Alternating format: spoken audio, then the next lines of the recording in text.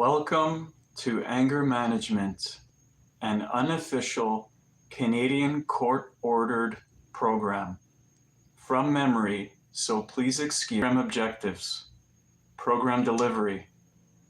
Session 1, Introduction. Session 1, Overview.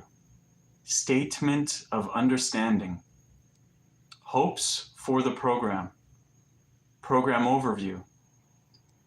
Definitions. Abe. Definitions continued. Check for understanding. More definitions. Tools and the toolbox. Two wolves. A story for you.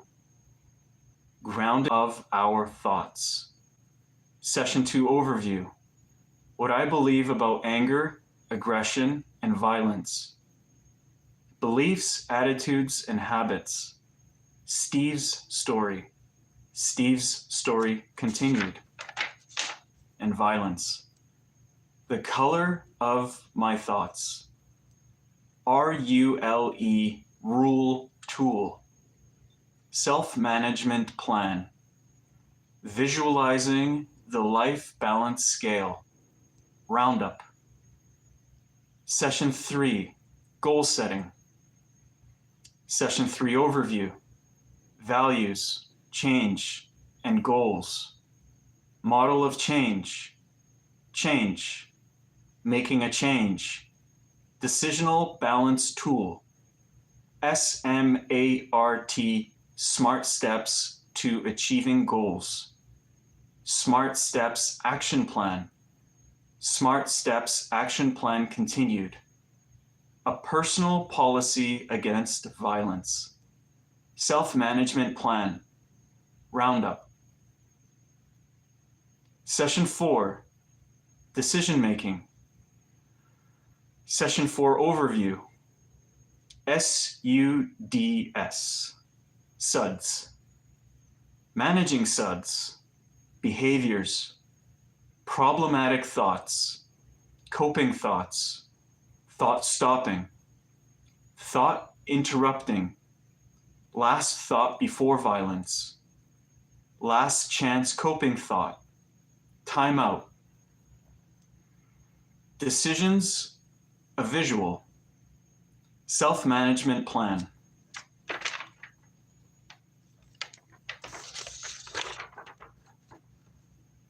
The miracle question. Roundup. What's in our control? Session 5 overview. The brain. Thoughts or tapes? An autobiography in 5 chapters.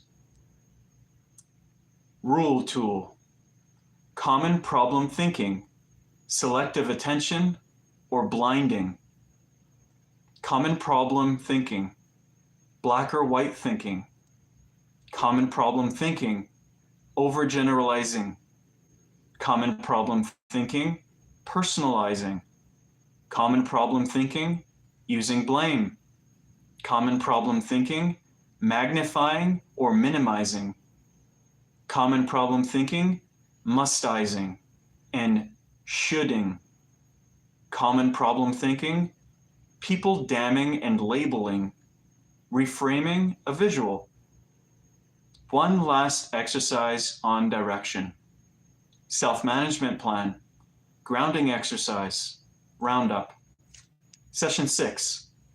Listening to the cues. Session 6 overview. The anger iceberg. Anger is an iceberg. Anger as a mask. Other common styles of managing anger. Physical cues. Identifying challenging emotions.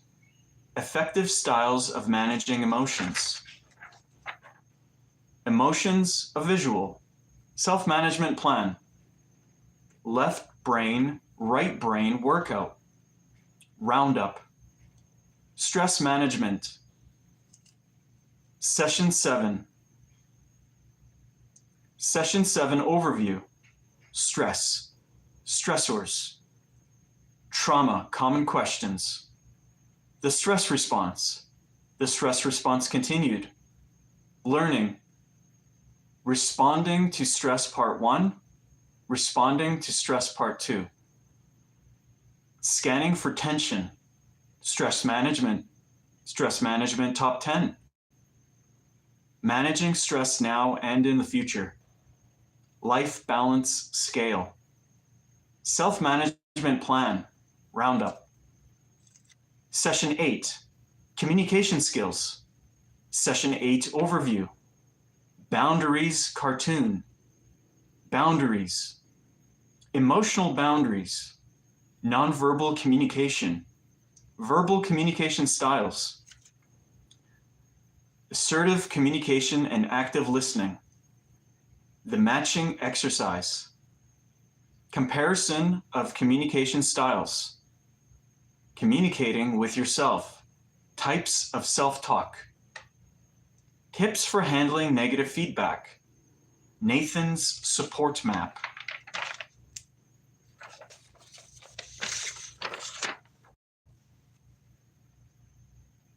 My support map. My plan for communication, boundaries, and support. 10 steps to relaxation. Self-management plan, roundup. Session 9, problem solving and high-risk situations. Session 9 overview. Bud's bad day. Bud's bad day risk assessment chart. Personal risk assessment chart. Problem solving 8-step model. Problem solving, Curtis's example. Practice problems. Choose your path. Coping thoughts. High-risk situations. Self-management plan. Grounding exercise. Roundup. Session 10. Lapse, relapse, and closure. Session 10 overview. Self-management and living without violence. Choice and responsibility. Living without violence self-management plan example. Living without violence self-management plan. Lapse and relapse. What I believe about anger, aggression, and violence. Roundup. Appendices. Two wolves. SMART, Smart Steps to Achieving Goals. RULE, Rule Tool Cards. 4 R's of Stress Management. 8-step problem-solving model. Short grounding exercise. Participant overview. Program objectives. The program presents information and tools that can facilitate a change in beliefs, thoughts, attitudes, behaviors, skills, and habits that lead to aggressive and violent behavior. By the end of this course, you should be able to identify the precursors to violent behavior, including historical, cultural, and social factors that contribute to violent and aggressive behavior. Explain the impact of violent behavior on yourself and others. Recognize attitudes and thinking patterns that lead to violent behavior and reframe or counter them into thinking patterns that lead to non-violent, self-managed behavior. Explain how emotions contribute to aggressive or violent behavior. Explain how stress and tension can lead to violent behavior. Identify risk factors, high-risk situations, and choice points. Design and use self-management plans. Program delivery. Number of sessions. The program consists of 10 sessions. Each session is approximately 2.5 hours long, but your group may move through the material at a slightly faster or slower pace. Check-in. At the beginning of each session, your facilitator will check in with the group. The purpose of the check-in is to give you a chance to share any thoughts, feelings, or events that have a bearing on what has been discussed. The check-in is also an opportunity for you to discuss your experiences in trying out a specific approach or technique that has been presented to the group. Roundup.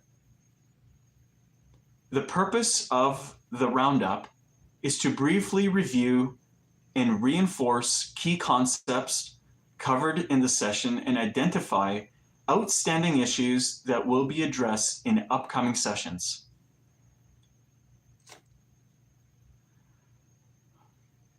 It will also be your opportunity to state what you got out of the session that was helpful, confusing, or troubling, or if there is anything you want to say to close the session. Treating all group members with respect and dignity. A key message in the curriculum is that we all want to be treated with respect and dignity. And only when we treat others respectfully can we expect to be treated that way ourselves. Your participation. Throughout this program, we will talk about how our thoughts lead to our behaviors, and about how we can change those thoughts and work towards healthier behaviors. As well, we will look at how to communicate more effectively and be assertive with other people in a fair and respectful way.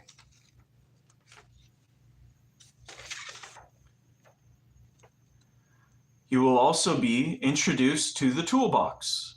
Remember to use the tools in your toolbox, as these skills will help you change the thoughts, attitudes, behaviors, and habits you might have, which lead to aggressive and violent behavior.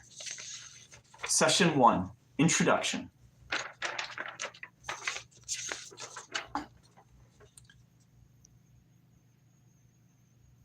Session 1, Overview. Purpose. To become comfortable with each other and the environment, to provide an overview of the program. In this session, we will become familiar with scheduling, breaks, etc., introduce ourselves, agree upon individual and group responsibilities, identify hopes for the program, go over the program structure, define terms, explore differences between anger, aggression, and violence. Statement of understanding. Purpose. To reach a consensus around how the group will be conducted. This is also an opportunity to begin to explore the group's dynamics. Read and then check off each line. 1. I will respect other participants by not interrupting or using violent or threatening behavior or language. I will avoid sarcasm and put-downs. 2. I will participate in every exercise to the best of my ability. 3. I will be open and honest with the facilitator when I disagree or when I am not clear about what I am hearing. 4.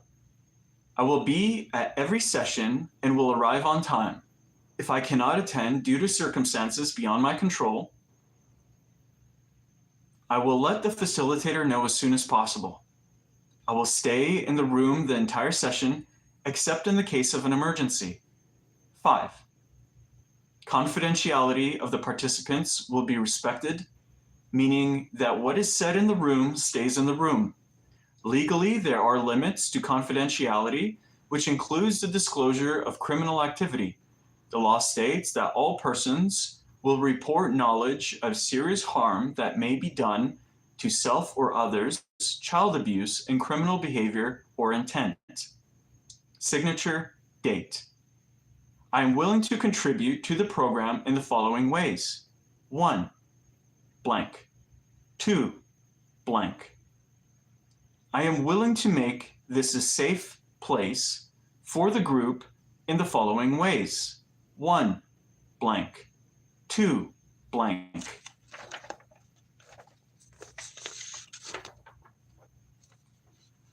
Hopes for the program. Purpose. To provide a safe way for participants to express their hopes for the program. My hopes, blank, blank, blank, blank. My hopes, blank, blank, blank, blank.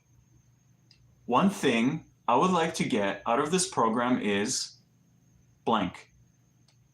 One thing I would like to be able to tell others about this program is blank. Program overview. Purpose: to provide participants with a sense of what the program is about and why it is being offered, to introduce the framework that it is built on. Program introduces tools, skills and strategies that can be used to manage high-risk situations, times when we think aggression or violence is most likely to occur for you. Self-management plan. A personal plan to increase self-awareness, evaluate well-being, and use the tools you will learn about this program. This program is based on 4 beliefs. Anger is a natural emotion. People are not bad for feeling angry. Behavior is how people act based on their thoughts and feelings. If a person has learned skills in the past, he or she can learn new skills now. Learning new skills allows people to behave in new ways. To succeed in this program, you will need to complete the individual and group activities. Participate. Practice the tools we learn in this program. Have fun.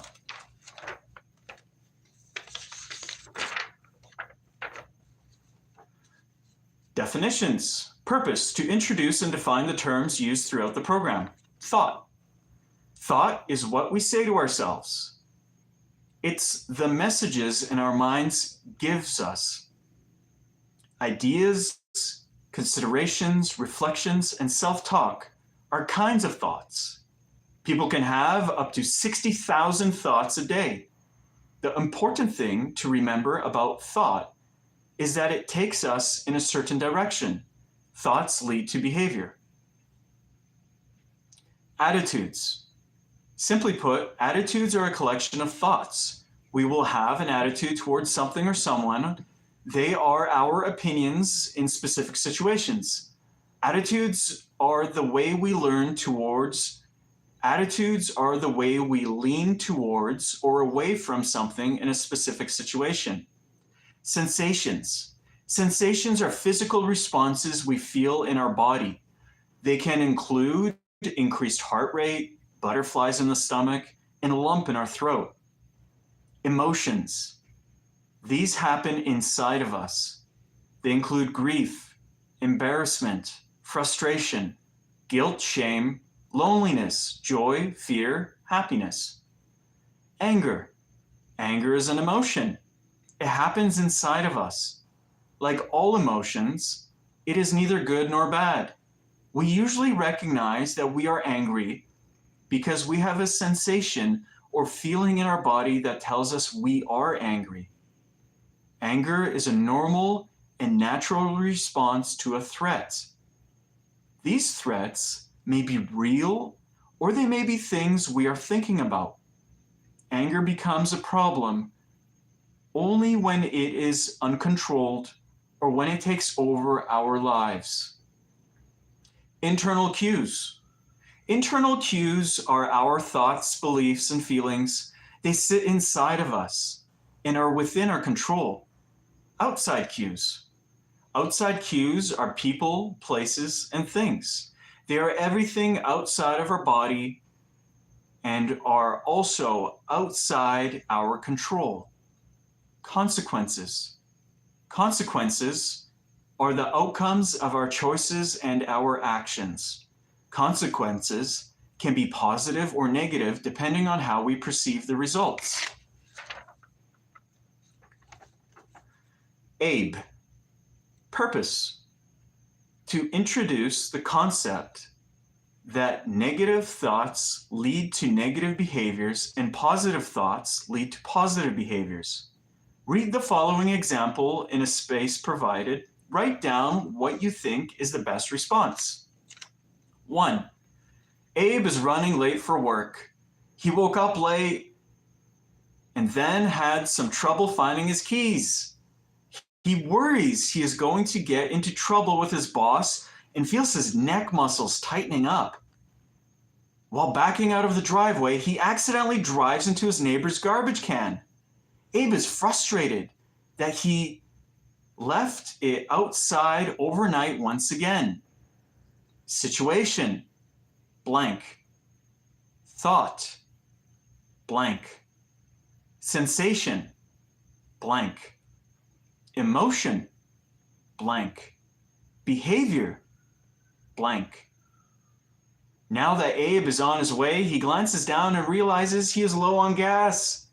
He knows he will need to gas up in order to get to work. He breaks into a sweat and starts to feel anxious. He isn't sure if he has enough money on him to fill up.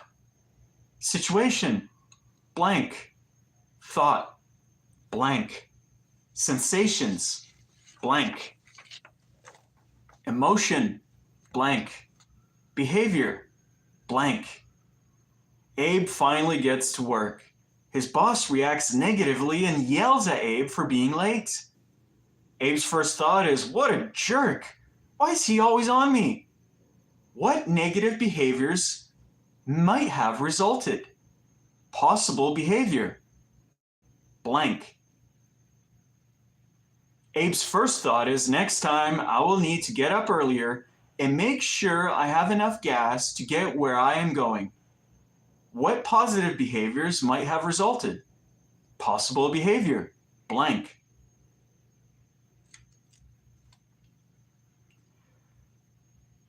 Is it fair to say then that negative thoughts can lead to negative behaviors and that positive thoughts can lead to positive behaviors? Definitions continued. Purpose: to introduce and define terms used throughout the program. Behavior is something we do or don't do. You can see behavior. Everything we do and don't do through every moment of the day is behavior. An example of behavior is blank. There are many ways that people can behave when they feel the emotion of anger. 4 types of behaviors are shown on the continuum below. Passive behavior, assertive behavior, aggressive behavior, violent behavior. Passive behavior occurs when people do not stand up for themselves, when they cannot or do not know how to take care of their own needs. Assertive behavior is the kind of behavior people can use to care of their needs while respecting other people's needs and rights. Aggressive and violent behavior occurs when people take care of their own needs and wants but do not respect others. Aggression. One way to look at aggression or aggressive behavior is as something as causes or is intended to cause emotional damage. It's when you do something because you want to hurt someone's feelings, threaten them, or intimidate them. Yelling at someone, calling them names, giving dirty looks, and flipping the bird are examples of aggressive behavior. Aggressive behavior often leads to violent behavior. An example of aggressive behavior is violence. Violence or violent behavior is an act or acts of causing physical harm to another person or to property. Violent behavior is often linked to anger, fear, humiliation, guilt, etc. We often link violent behavior to anger, but violent behavior can actually stem from those other emotions. We don't recognize the real emotion and default to anger because it's so much easier to identify. Sometimes we do recognize it as humiliation, but we would rather identify our feelings as anger because this may be easier to deal with or more socially acceptable. In both cases, anger is being used as a mask. An example of violent behavior is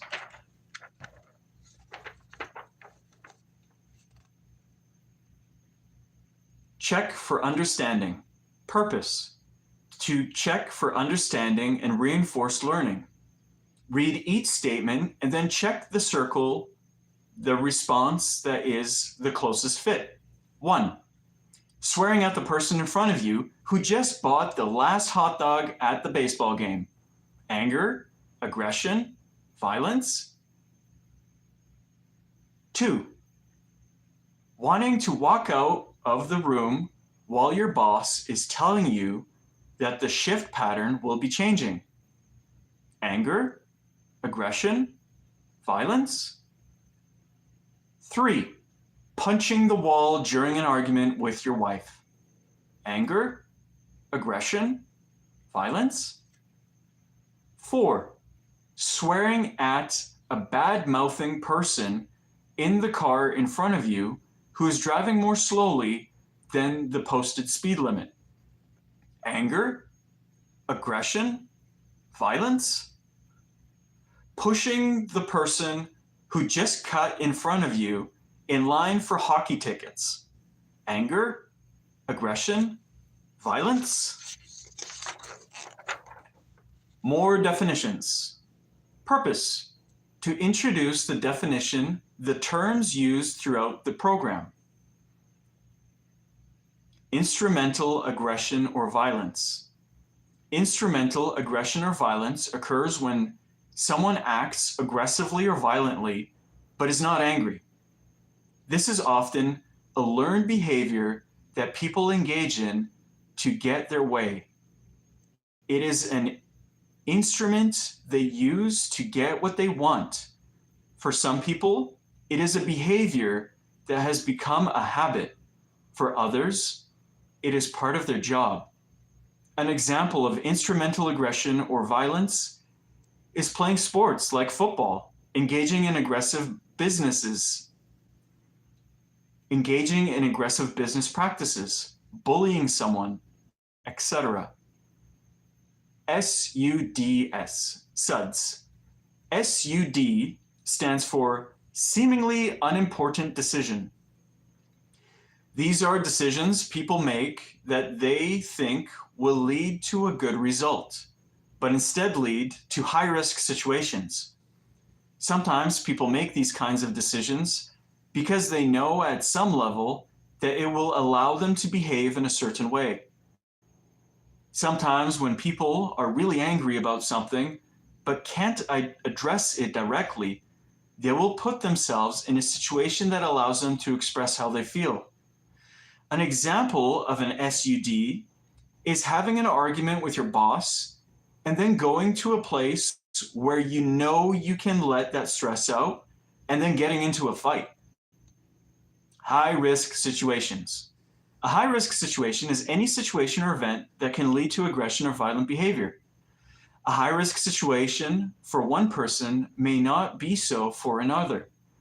It is what others think about that situation or what that person says to himself or herself about the situation that makes it high risk.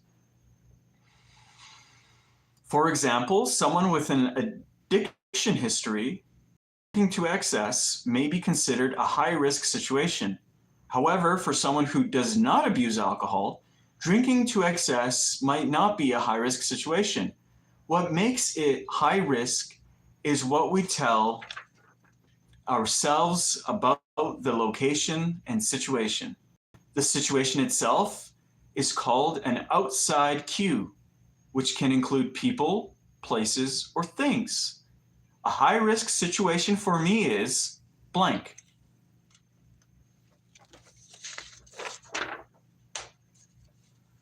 Tools and the toolbox. Purpose: to introduce and define the terms used throughout the program. The toolbox is a metaphor for all the things we carry with us into a situation. Our experiences, reframes, inside cues, skills, teachings, and even the way we think are all in this toolbox. One way to think about these tools is that they are the things we use to get through life. When people get stuck in life, sometimes what they need is better tools to get them unstuck and help them move forward. My definition of a toolbox, blank. Two Wolves, a story for you. Purpose, to offer a metaphor of the choices we make in our thinking. Our negative thoughts can create anxiety, anger, resentment, jealousy, an array of emotions. Negative thinking is normal. However, if this way of thinking becomes incessant, it can lead to depression and self-destructive behavior like addiction, which derail us from what we want most in life. At minimum, negative thinking saps our energy, erodes our self-confidence, and can put us in a bad mood. Certainly, many would say that our thoughts come and go so quickly that it seems impossible to notice them. But with awareness and an attitude of self-compassion, we can redirect negative thoughts to more positive ones. Two Wolves is a Cherokee Indian legend that illustrates the most important battle of our lives, the one between our good and bad thoughts. Here's how the story goes.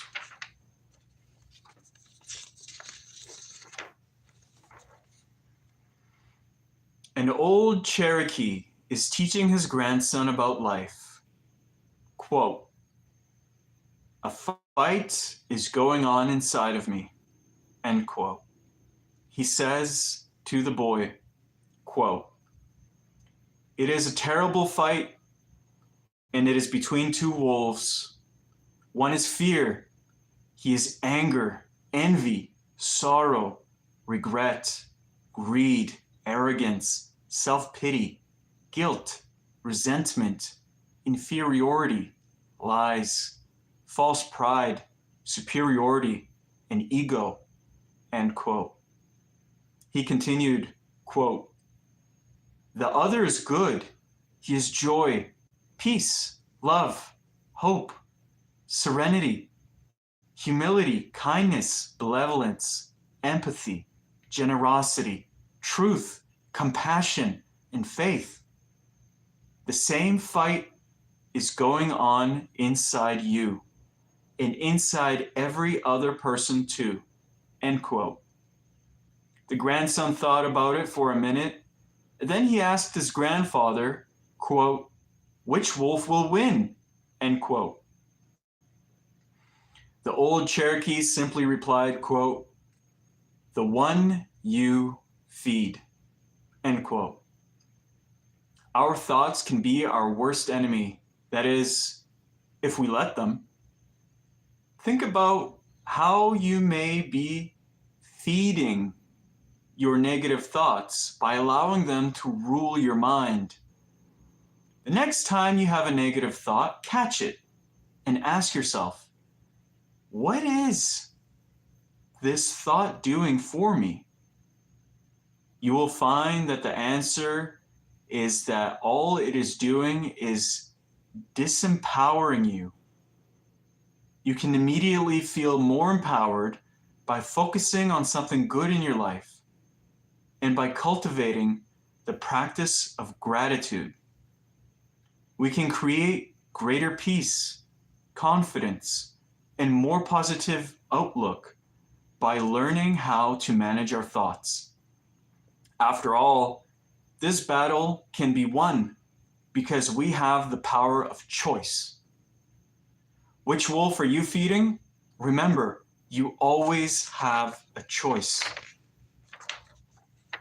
Grounding exercise. Purpose, to introduce ways to regulate one's thoughts. Belly breathing exercise. 1. Sit back in your chair. Legs should be straight but relaxed and slightly spread. Arms out the side away from your body. Palms facing up. 2. Inhale. and exhale completely a couple of times. 3. Focus on your breathing. Place one hand on the area that seems to rise and fall the most. 4. Place both hands or a book on your stomach and follow your breathing. Just notice the rise and fall with each breath. 5. Place your tongue up against the roof of your mouth and breathe through your nose. 6. If you find it hard to breathe into your stomach, press one hand down on your stomach as you exhale. Let your stomach push your hand back up as you inhale deeply. 7. Is your chest moving with your stomach or is it rigid? Spend a couple of minutes letting your chest follow the movements of your stomach. 8. Practice this once or twice a day until it becomes easy for you. 9. Once you have mastered this while sitting, try it while standing.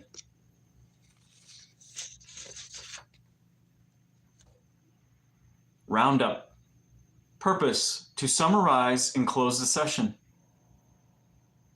Anger is an emotion we feel. Aggression and violence are behaviors we do. It is impossible to feel angry without behaving aggressively. It is possible to feel angry without behaving aggressively or violently.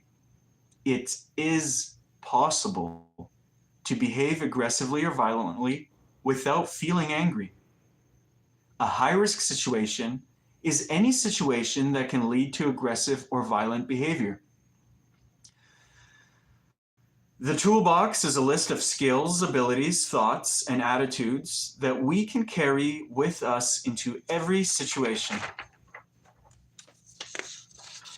Session 3, understanding attitudes and the color of our thoughts. Green, I count, you count. Red, I count, you don't count. Blue, I don't count, you count. Purple, I don't count, you don't count.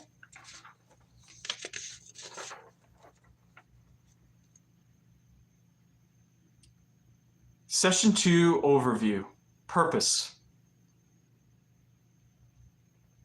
to understand the impact of our attitudes, to explore the costs and benefits of anger, aggression, and violence, to learn about self-management.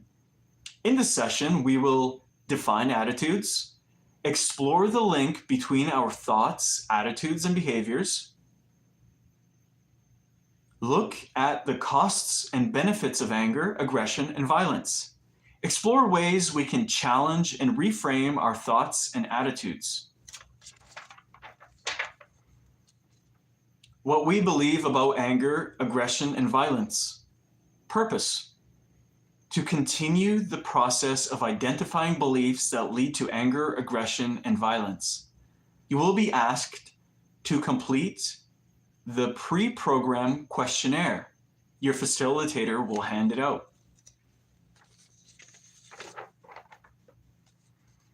Beliefs, attitudes, and habits. Purpose: to define these terms as a progression. Belief: 1, blank. 2, blank. 3, blank. Beliefs create attitudes. Attitude: 1, blank. 2, blank. 3, blank. Attitudes from habitual thoughts. Habitual thought: 1, blank. 2, blank. 3, blank. Habitual thoughts lead to natural behavior. Natural behavior. 1, blank. 2, blank. 3, blank. Steve's story. Purpose: to explore beliefs, attitudes, and habits in the context of a story. On the space provided, write down what you think Steve is thinking. One day, while riding the bus to work, Steve sees his wife and Bob, a friend of his, in a car together. Thought: blank. Steve feels himself getting hot and dizzy. He notices he is clenching his fists. At work, he spends the day constantly thinking. At work, he spends the day constantly trying to phone his wife, but there's never an answer. Thought: blank. Steve rants and raves to his coworkers about how he's going to make Bob sorry for having started this. Thought: Steve tells some of his buddies about the situation and how he is going to get Bob when he returns. Several of the guys support Steve and cheer him on. Thought: Steve shows up at Bob's house with a group of his friends and begins hollering at Bob. Thought: blank. Steve's story continued. Purpose: to explore how beliefs, attitudes, and thoughts influence our behavior. Steve pushes his way into the house, picks up the chair in the room, and throws it at Bob. He then begins to punch Bob, and the fight is on. He hurts Bob quite badly. There's a lot of blood, and the room's a mess. Thought: blank. The police arrive, and both Steve and Bob are taken away. Later, Steve tells his buddy how good he feels. Thought: take a few minutes to read over the story and the thoughts you filled in. Pay close attention to each thought that you wrote down. When you have finished, answer the following questions based on what you know about Steve. What were some of Steve's behaviors when he was angry? Blank. What was Steve's attitude towards anger, aggression, and violence? Blank. What must Steve have believed about anger, aggression, and violence? Blank.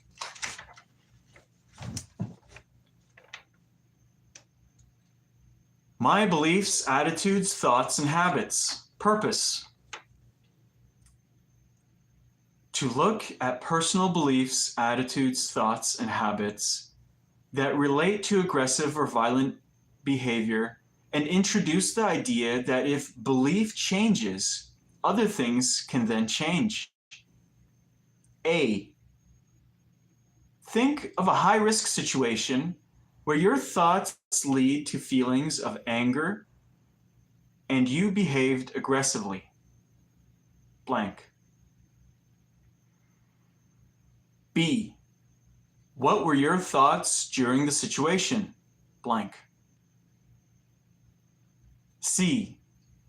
When you felt angry and behaved aggressively or violently, what were your beliefs about anger, aggression, and violence? Blank. D. What was your attitude towards anger, aggression, and violence? Did you lean towards aggression or violence, or lean away from them in this situation? Blank. E. What kinds of habits have you developed to deal with situations you think are high risk? With high risk situations? Blank. F. If you change one belief about anger, aggression, or violence, what else would change? Blank.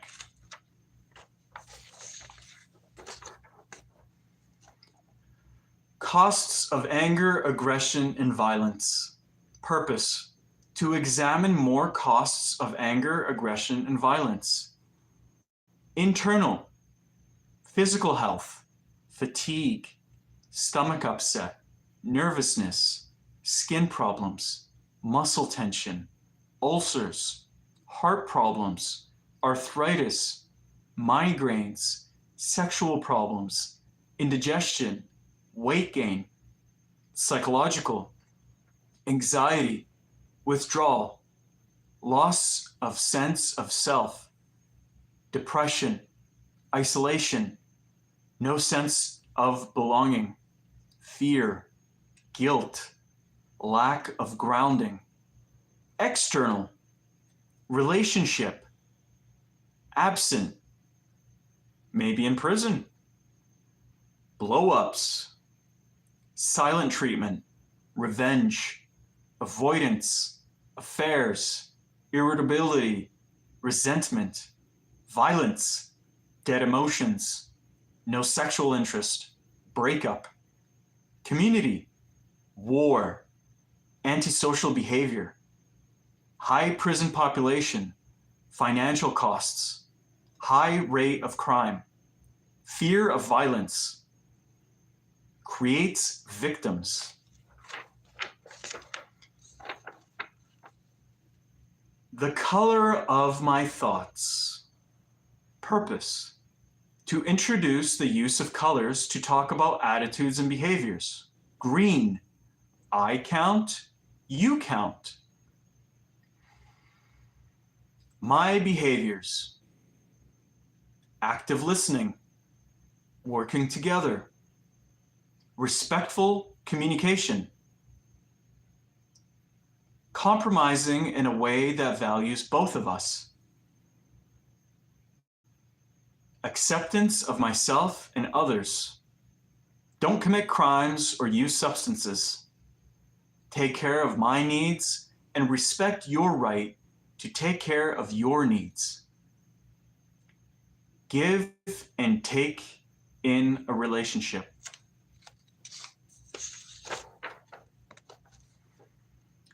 With the green attitude, there is a balance between knowing yourself and accepting that others may have different perspectives on lots of things. The intention of my thinking is relationship building, respect, and caring.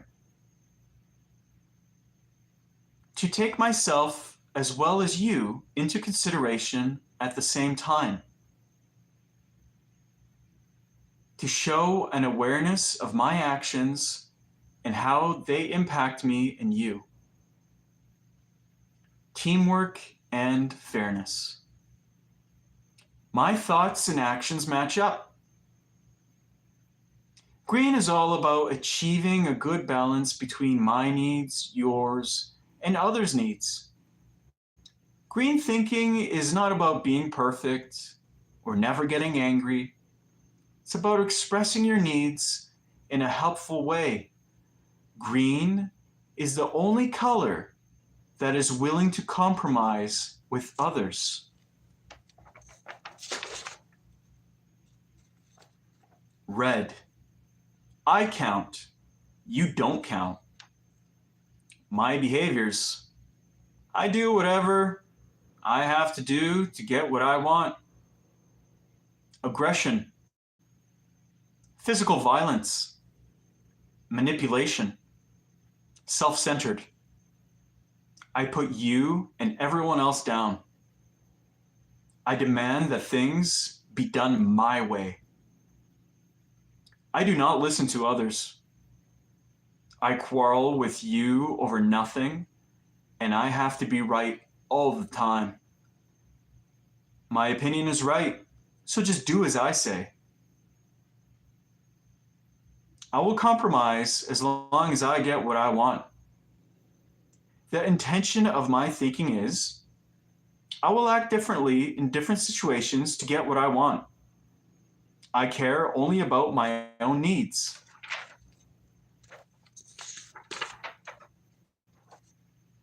I can be subtle at manipulating anyone to gain control. I will demand perfection from others and even from myself. I will invade your space and control your time.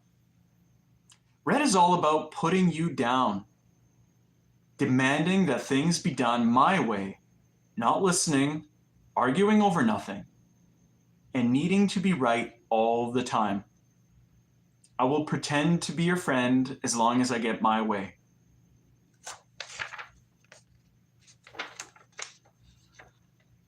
Blue. I don't count, you count. If I think this way, how might I think about myself? Blank. What do I think about others? Blank. My behaviors? Blank.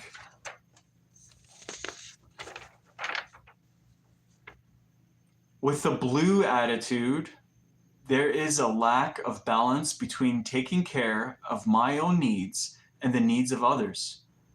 Your opinion on things is all that matters, Your opinion on things is all that matters, even if it has a negative impact on my well-being. The intention of my thinking is blank. Blue is all about valuing other people's opinions over my own, taking care of your needs ahead of my own, and feeling powerless and weak.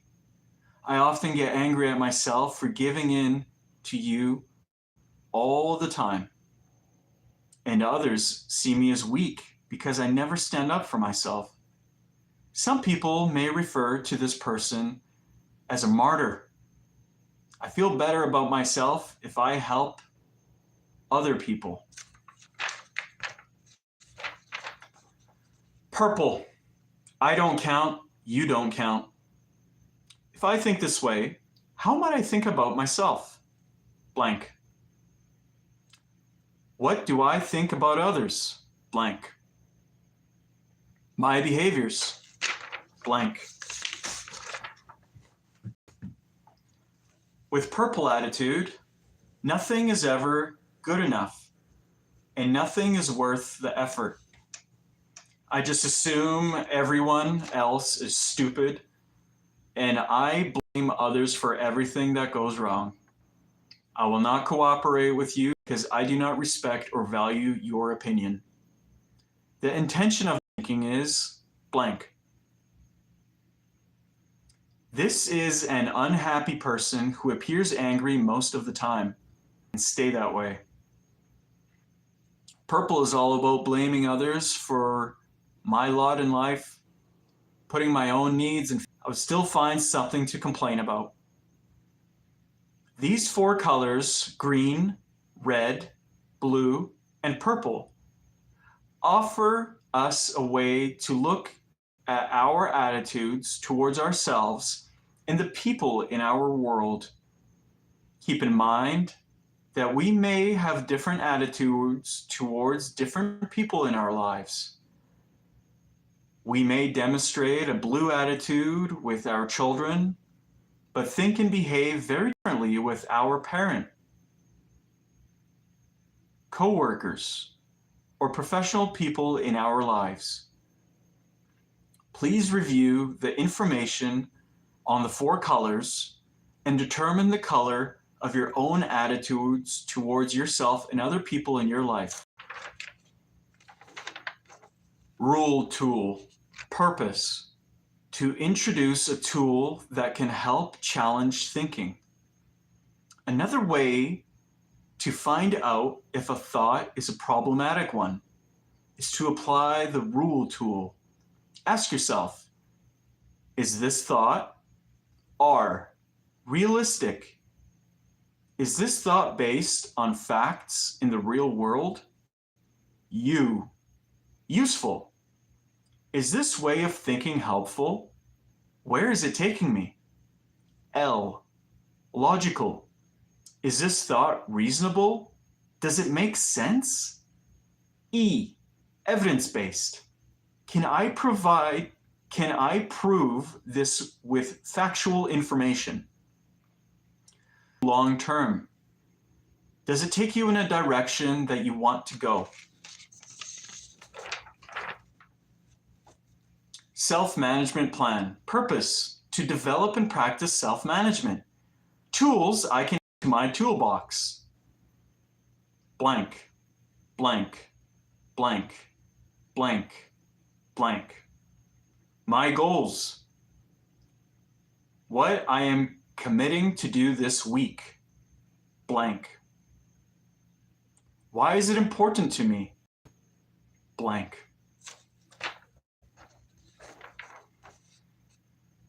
In order to make a good self-management plan, we need to know in advance what our personal high-risk factors are, how angry we may get, and what tools will help us interrupt our thinking so that we can stay in control. At the same time, we want to find a way to meet our needs while respecting the needs of others. When we are able to anticipate what tools we will need and how we will use these tools to stay in control, we have made a self-management plan. High-risk situations. Choose a challenging situation. Where were you? Blank. Who was involved in the situation? Blank. What were you thinking about in this situation? Blank. What were you angry about? Blank.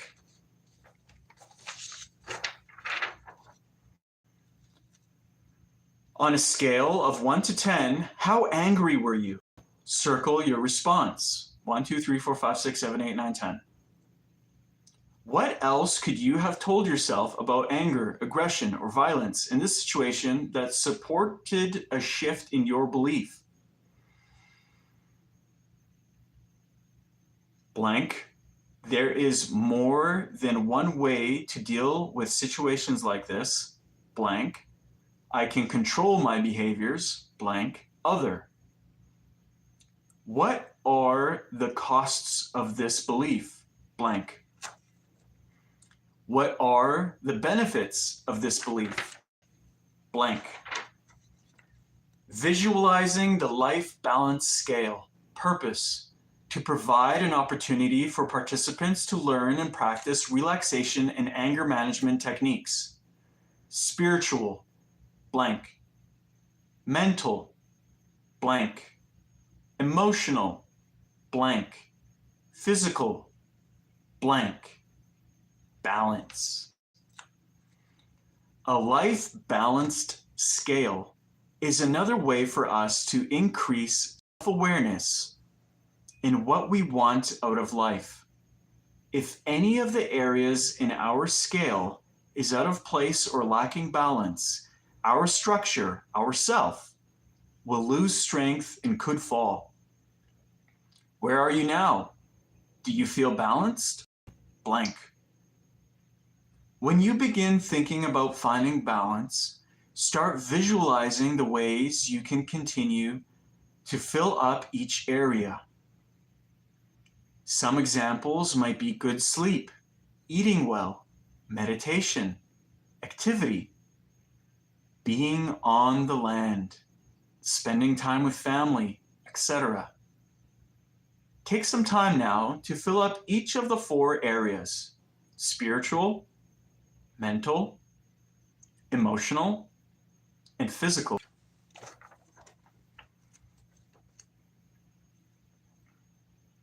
Roundup, purpose, to summarize and close the session. Our beliefs determine our attitudes and habits. Anger, aggression, and violence have short-term benefits and long-term costs.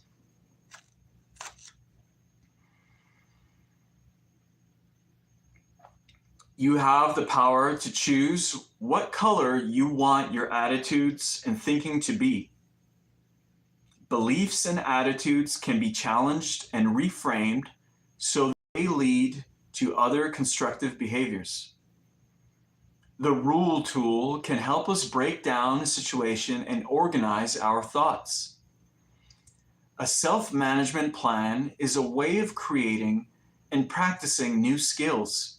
It is a helpful tool we can add to our toolbox. Starting to reflect on your life balance is another step towards a healthy future. Session 3, goal setting.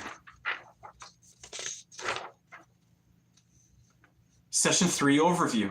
Purpose, to explore values, goals, and the process of change.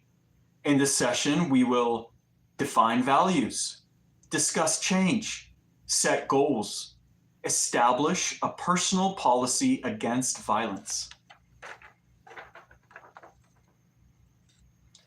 Values, change, and goals.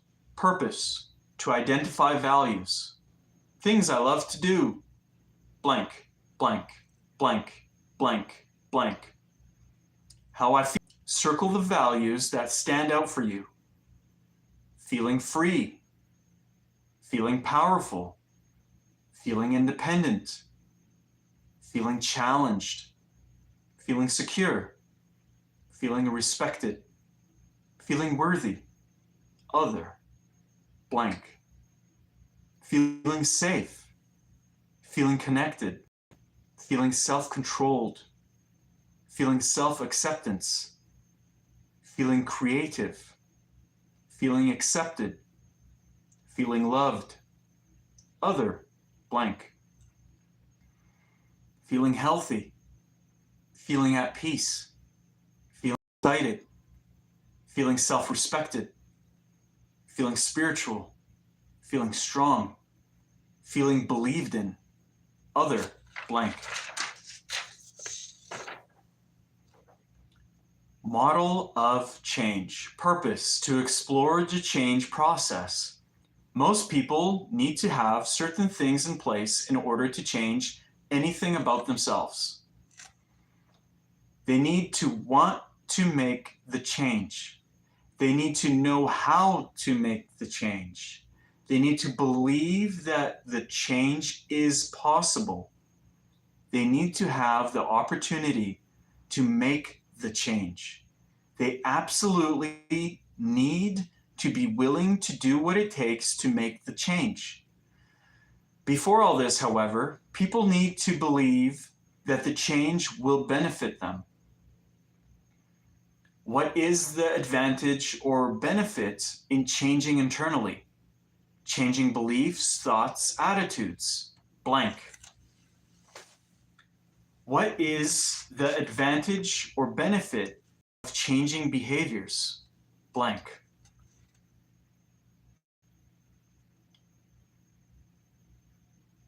List some things you have changed in your life, blank. Have other people helped you with these changes, or have you made them by yourself, blank. Change. Purpose, to begin the process of making a change. Change. If you always think the way you have always thought, you will always feel the way you have always felt. And if you always feel the way you have always felt, you will always do what you have always done. And if you always do what you have always done, you will always get what you have always gotten. If there is no change, there is no change. Making a change. Purpose, to begin the process of making a change. Choose one thing, internal or external, that you want to change. Your own, not someone else's, blank. Is this change possible? Have other people made similar changes, blank. What kind of opportunities do you have to make this change, blank. Who can help you make this change, blank. Asking for feedback from others is helpful. How would you ask this person or people for feedback, blank. What other things do you need in place in order to make this change, blank. Are you willing to do what it takes to make this change, blank.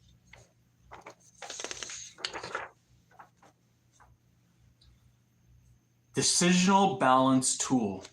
Purpose, to use the decisional balance tool.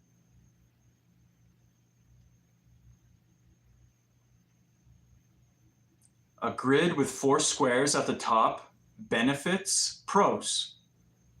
At the top right, costs, cons. On the top left, making a change. On the bottom left, not making a change.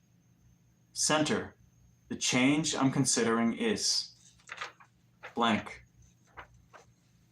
SMART, smart steps to achieving goals. Purpose, to explore a goal-setting model. Specific, goals work best when they are described specific behaviors that replace unwanted behaviors.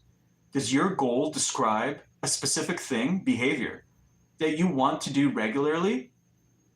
Measurable, what will you see, hear, or feel to let you know that you have achieved this goal? Acceptable, is this goal acceptable to you? Does it fit in with your values and who you want to be? Is it acceptable to the people you care about? Realistic, can this be done? Have other people achieved this kind of goal? Time framed, when do you plan on starting? When do you want to be able to say that you have achieved this goal? Steps, what steps do you need to take to achieve this goal? What will you do first?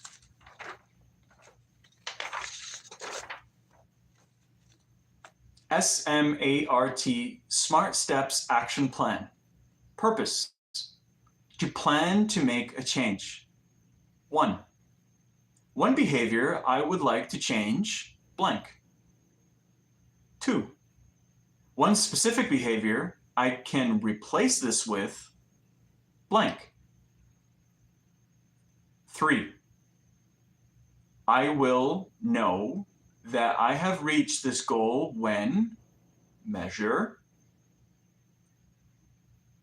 3A, I see in myself and see in others, blank. 3B, I hear, say to myself and hear from others, blank. 3C, I feel sensations and emotions, blank. 4, this goal is acceptable to me because values, blank. 5, this goal is acceptable to people in my life because blank. 6, I know that this goal is realistic because blank. 7, I plan to achieve this goal by time frame, date, blank.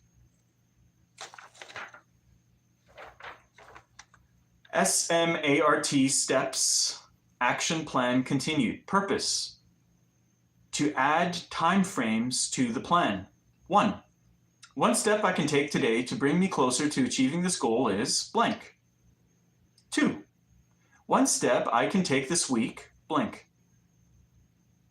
3. One step I can take this month, blank. 4.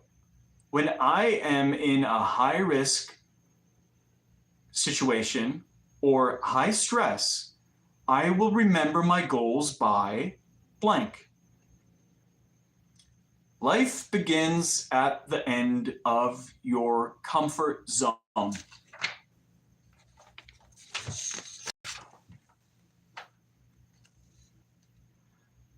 A personal policy against violence. Purpose, to begin developing one's personal plan to stop acting violently. Check off what would work for you. The strategy, I will recognize the problem thoughts that are beginning to build. I will observe the costs of my problematic thinking and the outcomes of my behavior. I will notice whom my anger hurts. I will learn more about anger and my pattern of thought. I will get feedback from others on what they observe. I will imagine how it would feel to control my anger. I will create an image to help me. I will think about the power of language on myself and others.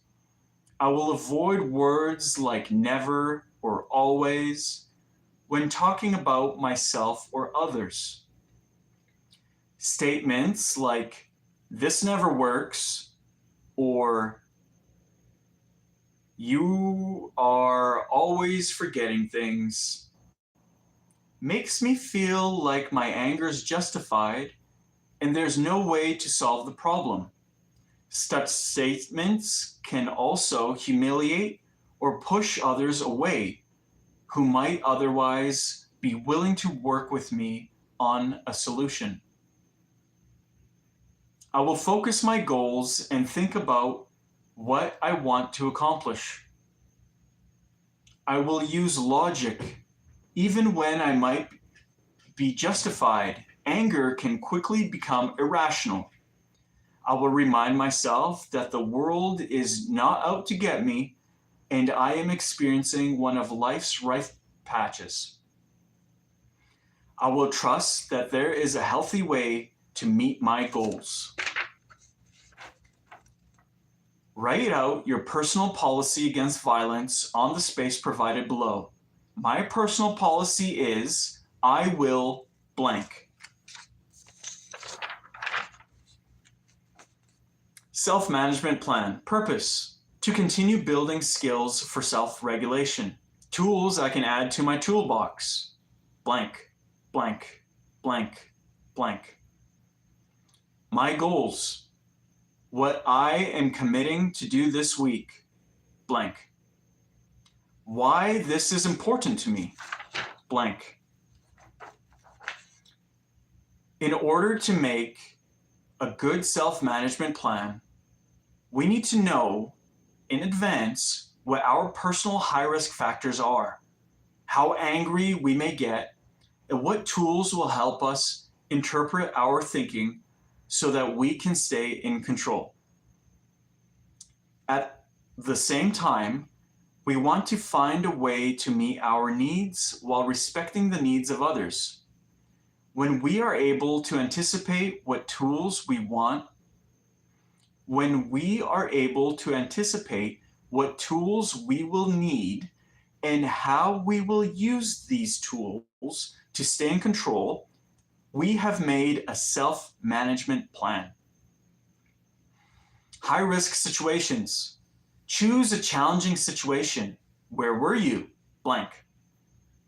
Who was involved in the situation? Blank. What were you thinking about this situation? Blank. What were you angry about? Blank.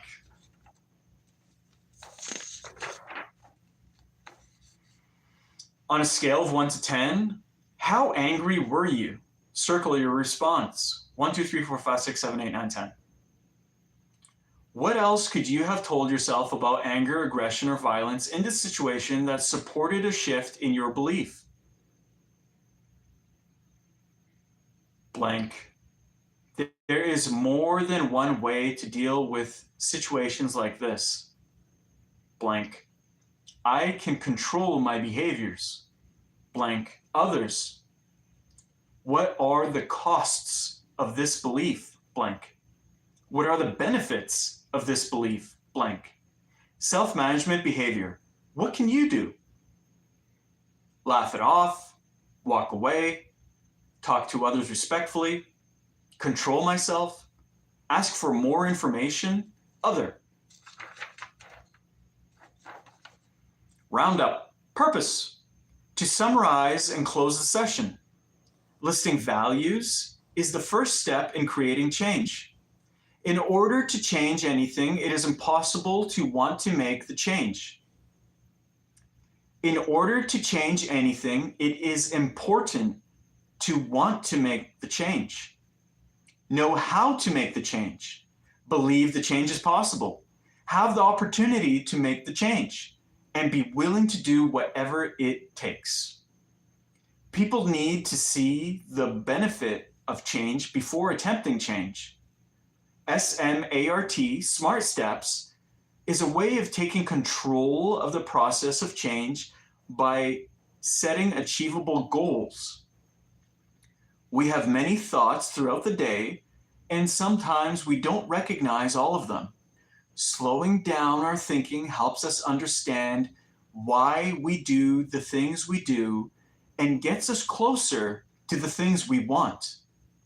Working on our self-management plan keeps us focused. Session 4, decision making.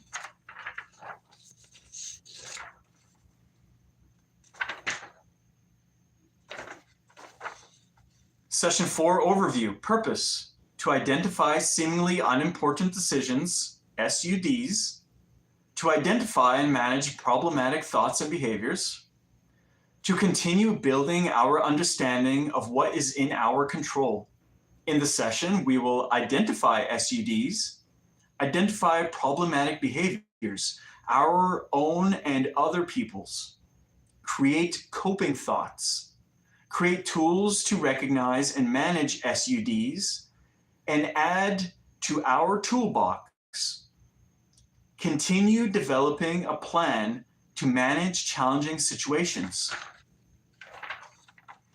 SUDs, purpose, to look at seemingly unimportant decisions that lead to risky behavior or high-risk situations. Seemingly unimportant decisions, SUDs, are choices we make that lead us to places ourselves in high-risk situations.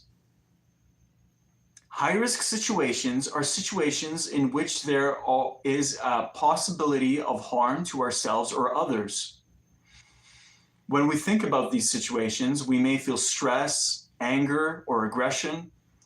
These thoughts and emotions make it more likely that we will react with violence or aggression. Examples of SUDs: Jack's thought, "No one is around. Let's see how fast this car can go." SUD, street racing. Getting into a car accident. Jack's thought, "I need some answers, and I need them now."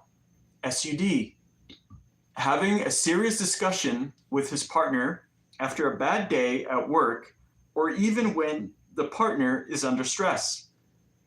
Yelling and accusations. Jack's thought, "I need a break." SUD, going to a bar after a stressful day at work, getting into a fight.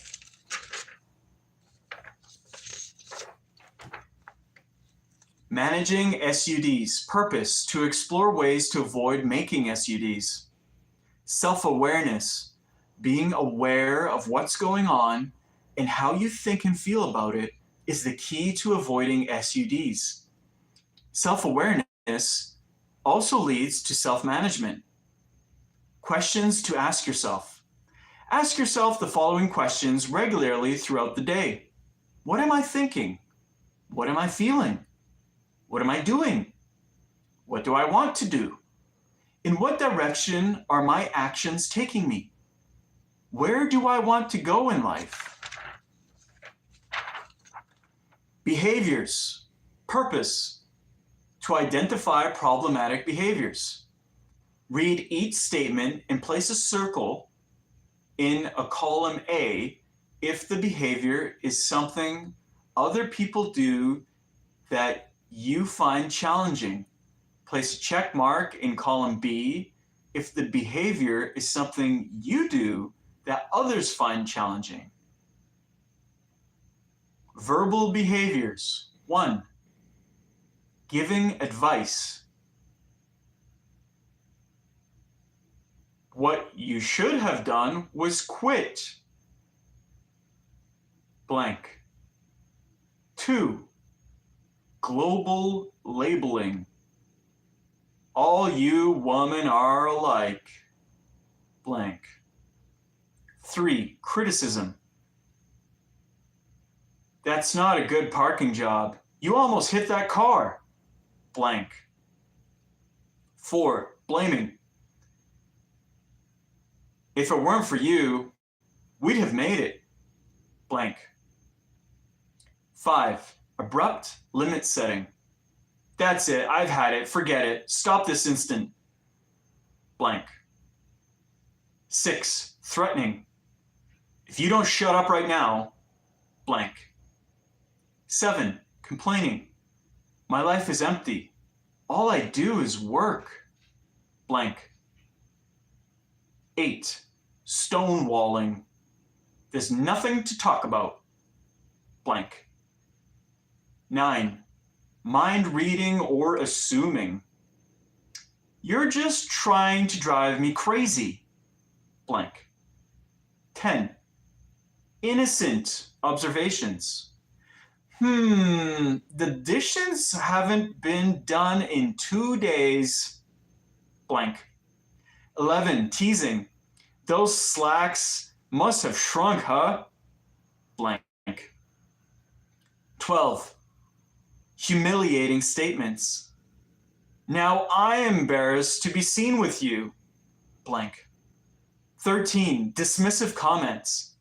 Get out of my life. I'm tired of your ugly face. Blank.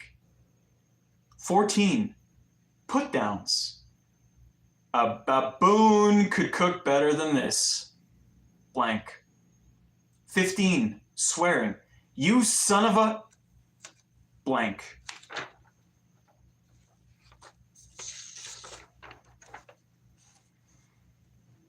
Verbal behavior continued. 16, sarcasm. Sure, you're going to fix it. In what lifetime? Blank. 17, accusations. You went out and did it, didn't you? Blank. 18, guilt. You should know better. Blank. 19, ultimatums. This is your last chance. Shape up or I'm leaving. Blank. Non-verbal sounds. 1, groaning suggests, oh no, not that again. Blank. 2, sighing suggests, I'm so tired of this crap. Blank. 3, chuckling sounds may convey, do you have to bring that up right now? Blank.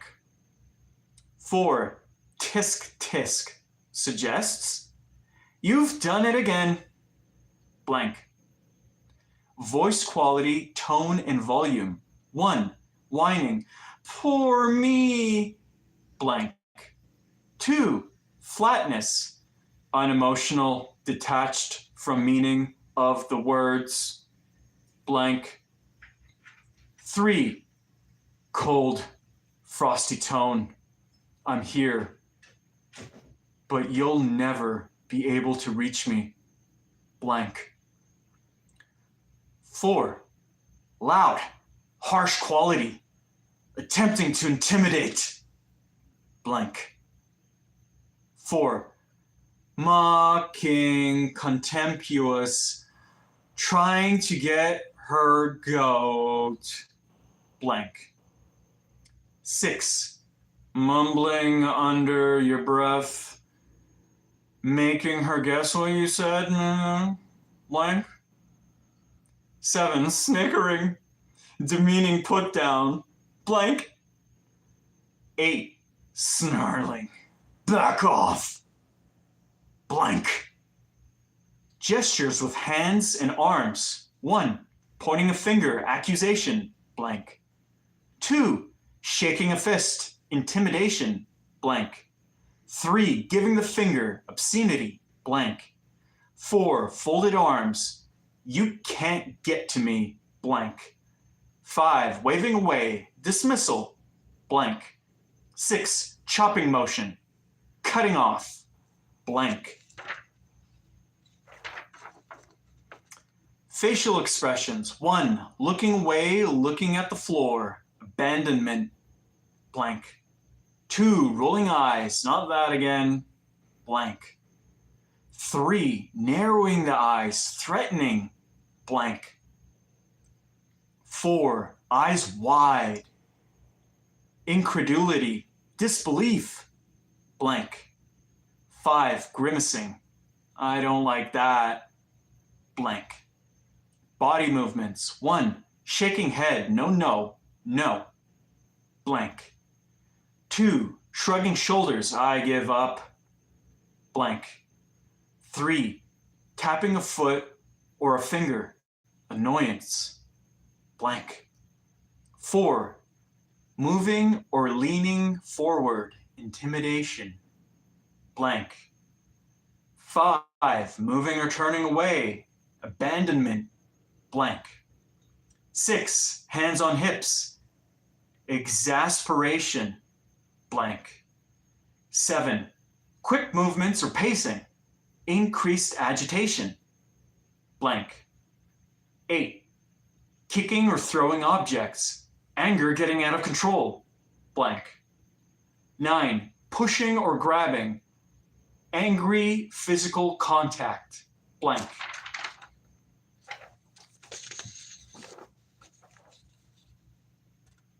Problematic thoughts. Purpose: to identify problematic thoughts. Read each scenario.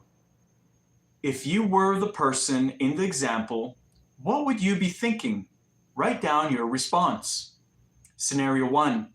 You are driving down the highway and you are cut off by another driver. You slam on your brakes to avoid hitting them. What would your first thought be? Blank.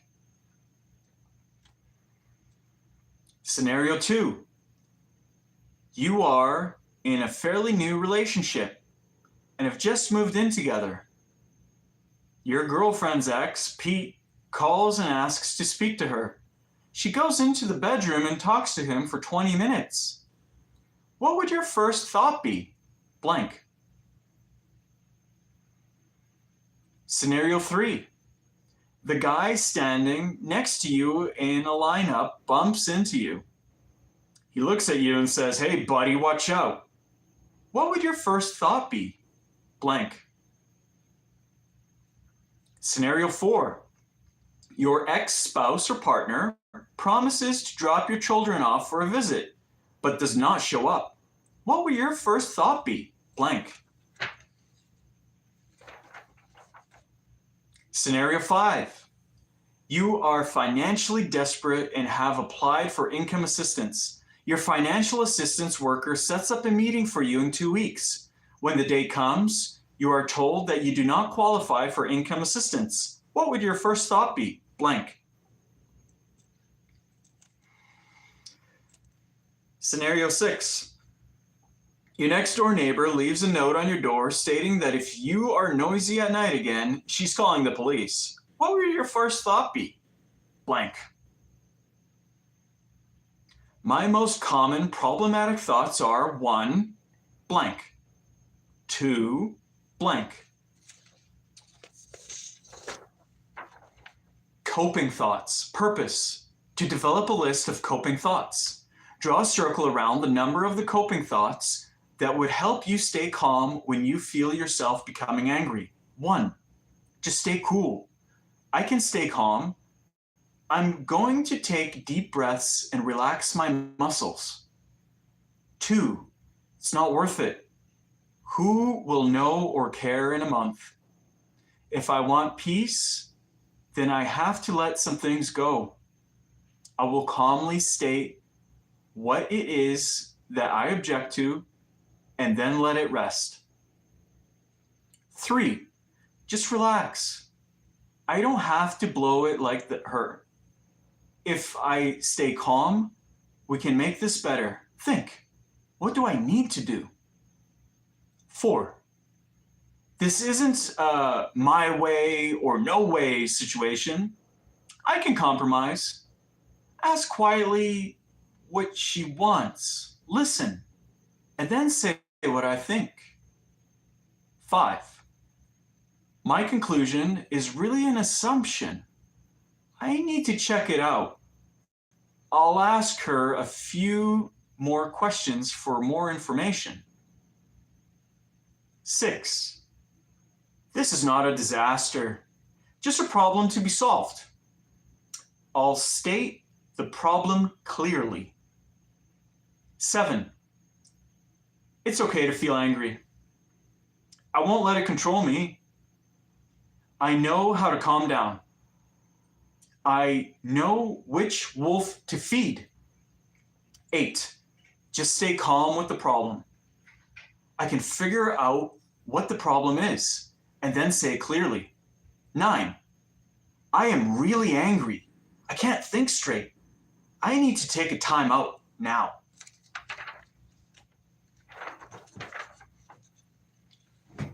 Ten.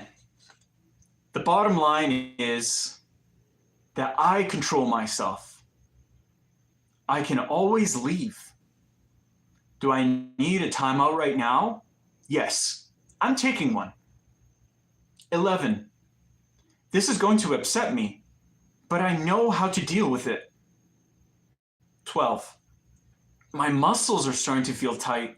Time to relax and slow things down. 13. I'll let him make a fool of himself. 14.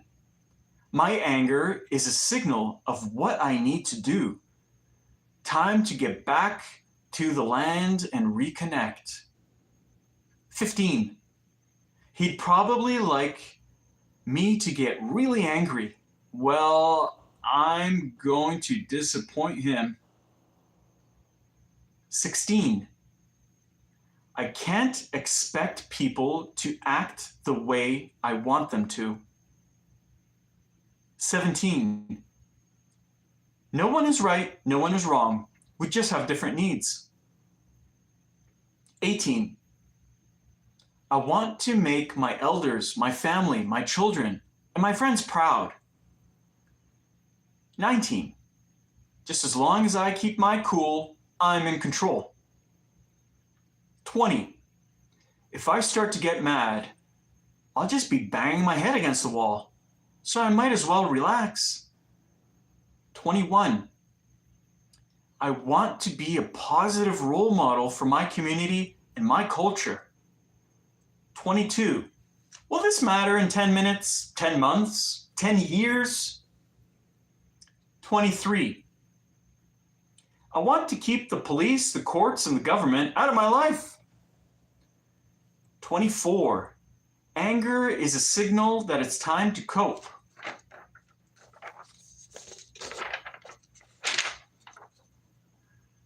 Now that you have selected the coping thoughts you like, pick your top 2 and write them on a separate place provided below.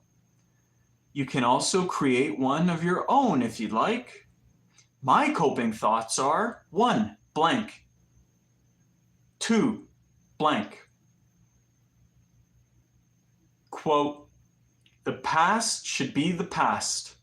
It can destroy the future. Live life for what tomorrow has to offer, not for what yesterday has taken away. End quote.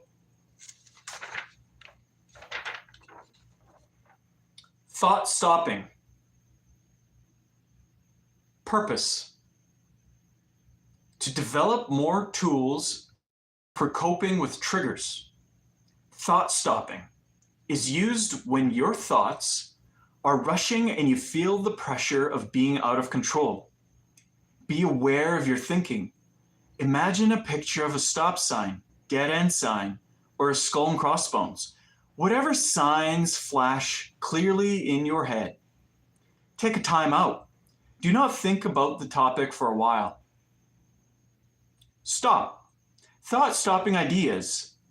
From the suggestion shown below, check off ideas you think would allow you to regain control. Write your ideas in the space provided. Bright red stop sign flashing, pictures of my children, brick wall dropping, Other possibilities include strength, adaptability, energy, freedom and emancipation, supremacy, harmony, intelligence, power of love, peace, transformation, unity and diversity, universe. My ideas are 1, blank, 2, blank. Thought interrupting, purpose, to develop more tools for coping with problematic thinking. Thought interrupting is used when you continue to go over and over the same thought or problem, obsessing over it. 1, be aware of how your thoughts are cycling or repeating themselves.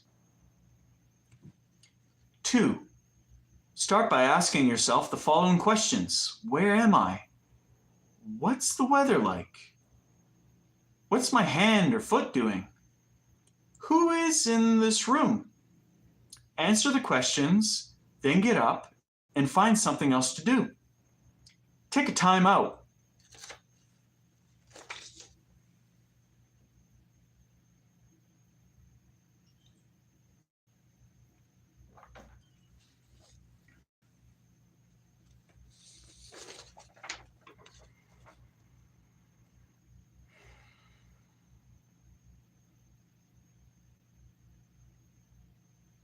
Don't think about the topic for a while.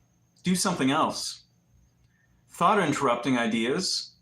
Ask yourself, where am I? Ask yourself, what's the weather like? Ask yourself, who is in this room? Ask yourself, are my feet grounded? My ideas are 1, blank, 2, blank.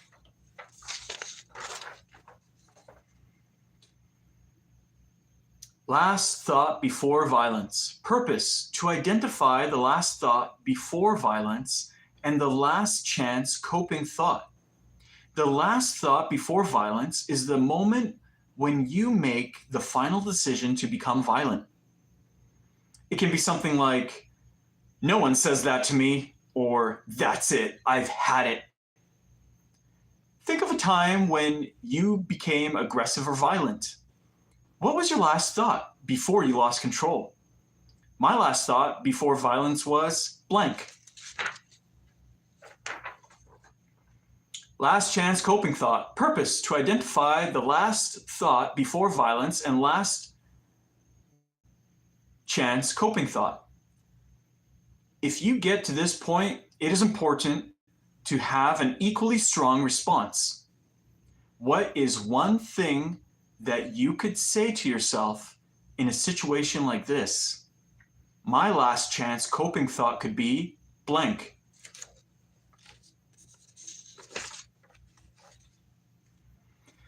Timeout. Purpose, to add the timeout tool as a possible option. Taking a break from a high-risk situation. A timeout is taken when you need to take time to step back from a situation, to think about what or where you want to go next. Timeouts give you an opportunity to collect your thoughts and plan ahead, to avoid acting impulsively, irresponsibly, inappropriately, or violently. A timeout can be taken anywhere, anytime. Take as much time as needed, whether that is an hour or even longer. The key is to know when you need to take a timeout. Awareness of the need for a timeout will make a tremendous difference in how you respond to stressful or unpleasant situations. Remember, when you take a timeout, do not drink, drive, or take drugs. Tips. Let the people you are close to know that you might take a time out. Tell them ahead of time. It is a tool you use to keep a cool head. You will be back probably within 1 hour, or you will call or text. You need to agree on a signal so everyone knows What is happening? It is time for you to do some problem solving and get back to them.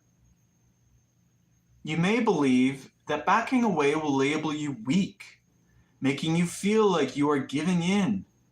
But is this what is really happening?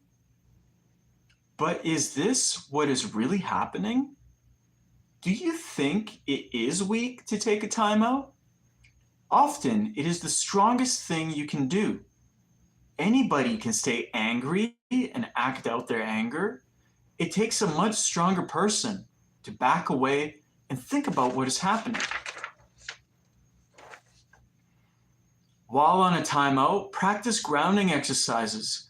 Do a body scan, breathe deeply, walk, use coping thoughts, or do a decisional balance.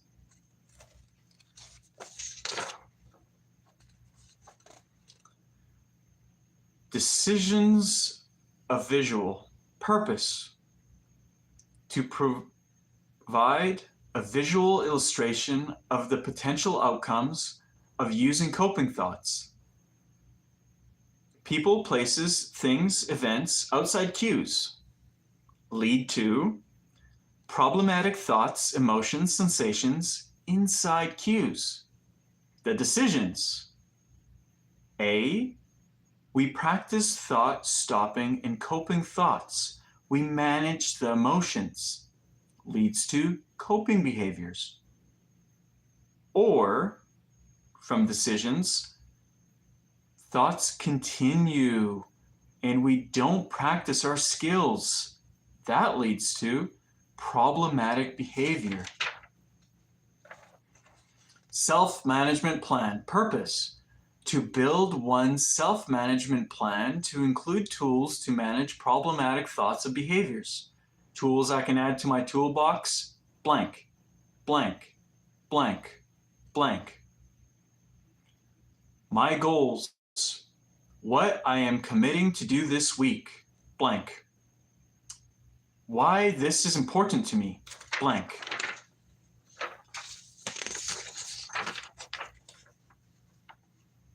In order to make a good self-management plan, we need to know in advance what our personal high-risk factors are, how angry we may get, and what tools will help us interpret our thinking so that we can stay in control. At the same time, we want to find a way to meet our needs while respecting the needs of others. When we are able to anticipate what tools we will need and how we will use these tools to stay in control, we have made a self-management plan. High-risk situations. Choose a challenging situation. Where were you? Blank. Who was involved in the situation? Blank. What were you thinking about this situation? Blank. What were you angry about? Blank. On a scale of 1 to 10, how angry were you? Circle your response. 1, 2, 3, 4, 5, 6, 7, 8, 9, 10. What else could you have told yourself about anger, aggression, or violence in this situation that supported a shift in your behavior? There's more than one way to deal with situations like this. I can control my behaviors. Other, blank. What are the costs of this belief? Blank. What are the benefits of this belief? Blank. Self-management behavior. What can you do? Laugh it off. Walk away. Talk to others respectfully. Control my anger. Ask for more information. Other.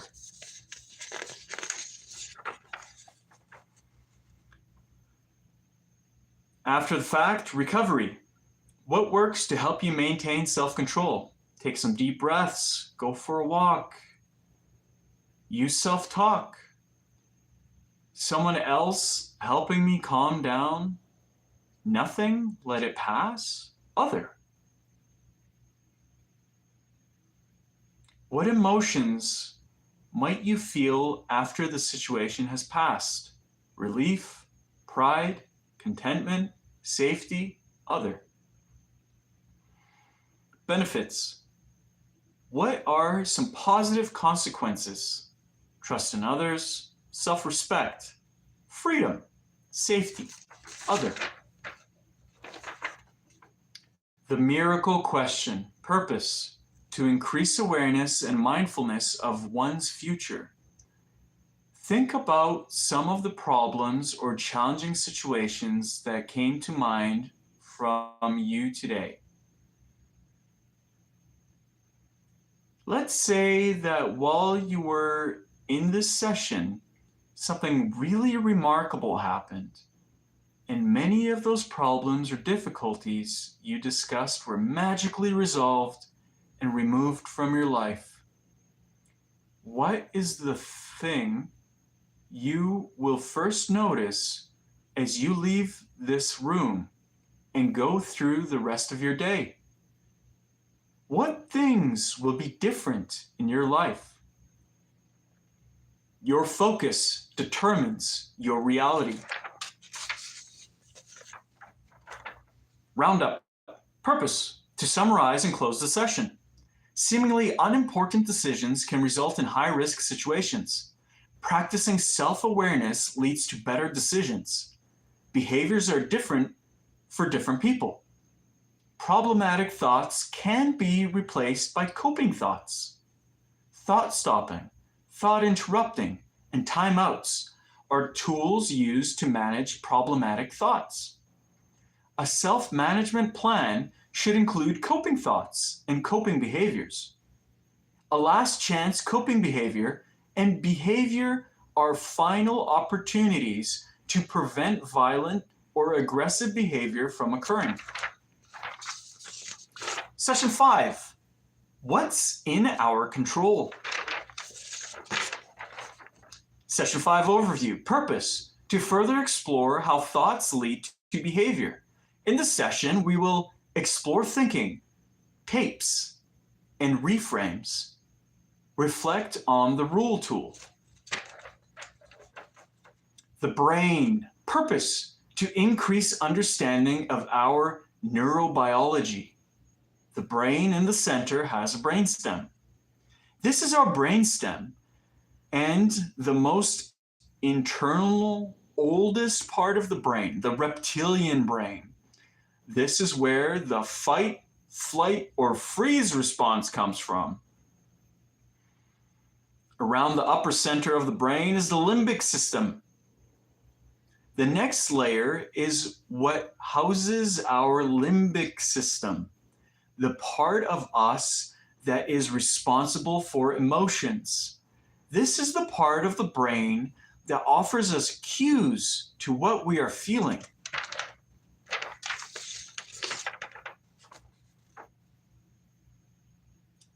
Around the outer part of our brain is the cortex. Finally, we have the cortex, or gray matter. It is responsible for problem solving, connecting action with consequence, and awareness of self.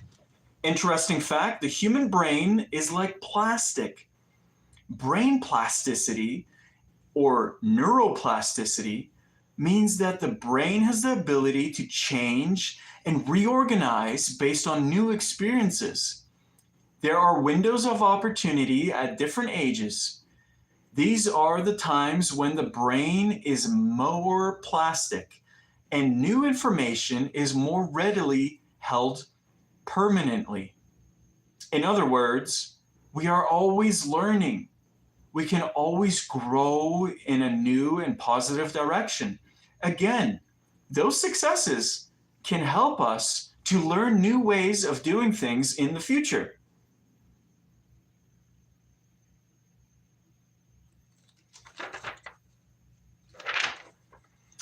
Thoughts or tapes. Purpose. To revisiting problem thinking. Thoughts are related to beliefs, attitudes, emotions, and sensations.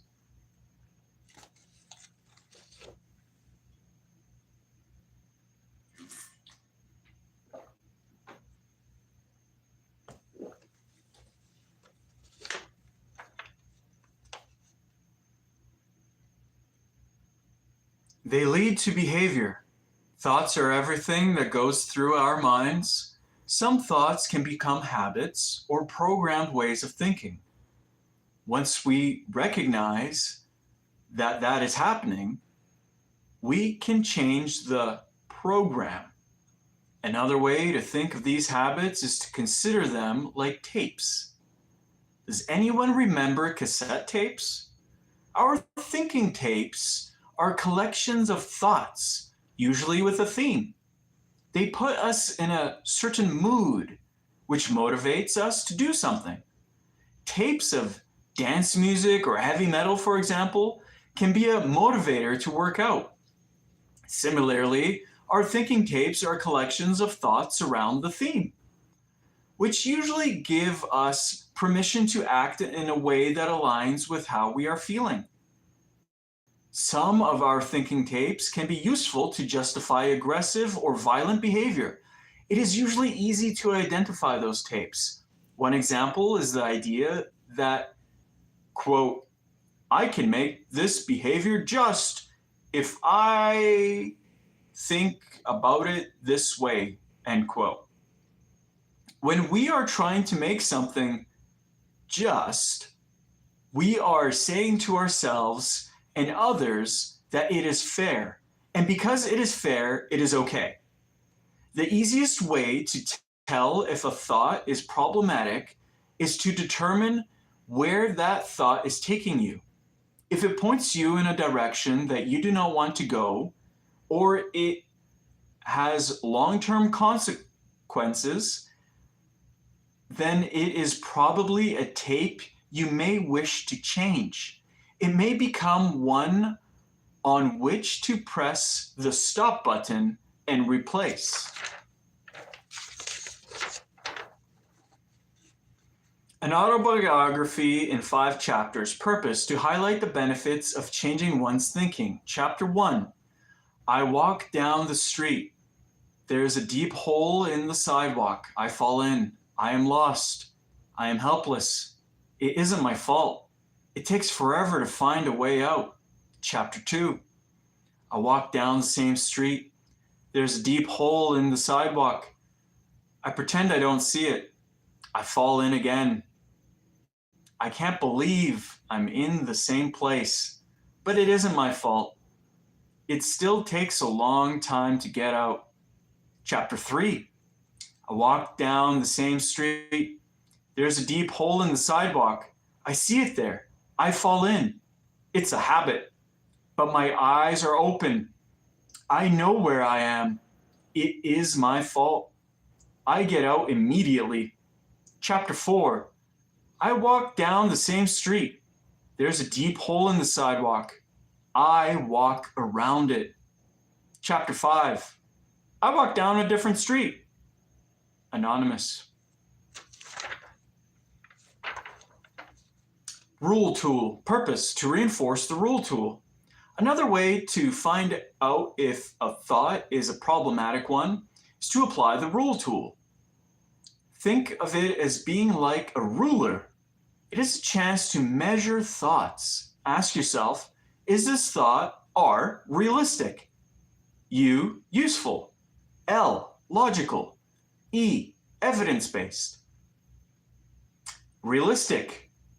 Is this thought based on facts in the real world? Useful. Is this way of thinking helpful? Where is it taking me? Logical. Is this thought reasonable? Does it make sense? Evidence-based. Can I prove this with factual information? Realistic, useful, logical, evidence-based. Rule, tool. The most important part of the rule is the U. Is this thought useful to you long term? Does it take you in a direction that you want to go? Once you have completed the measurement and have decided that the thought is not helpful or is taking you in a direction you don't want to go, how can you change the thought?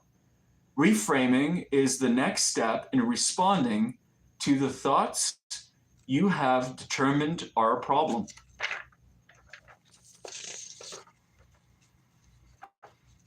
Common problem thinking, selective attention or blinding.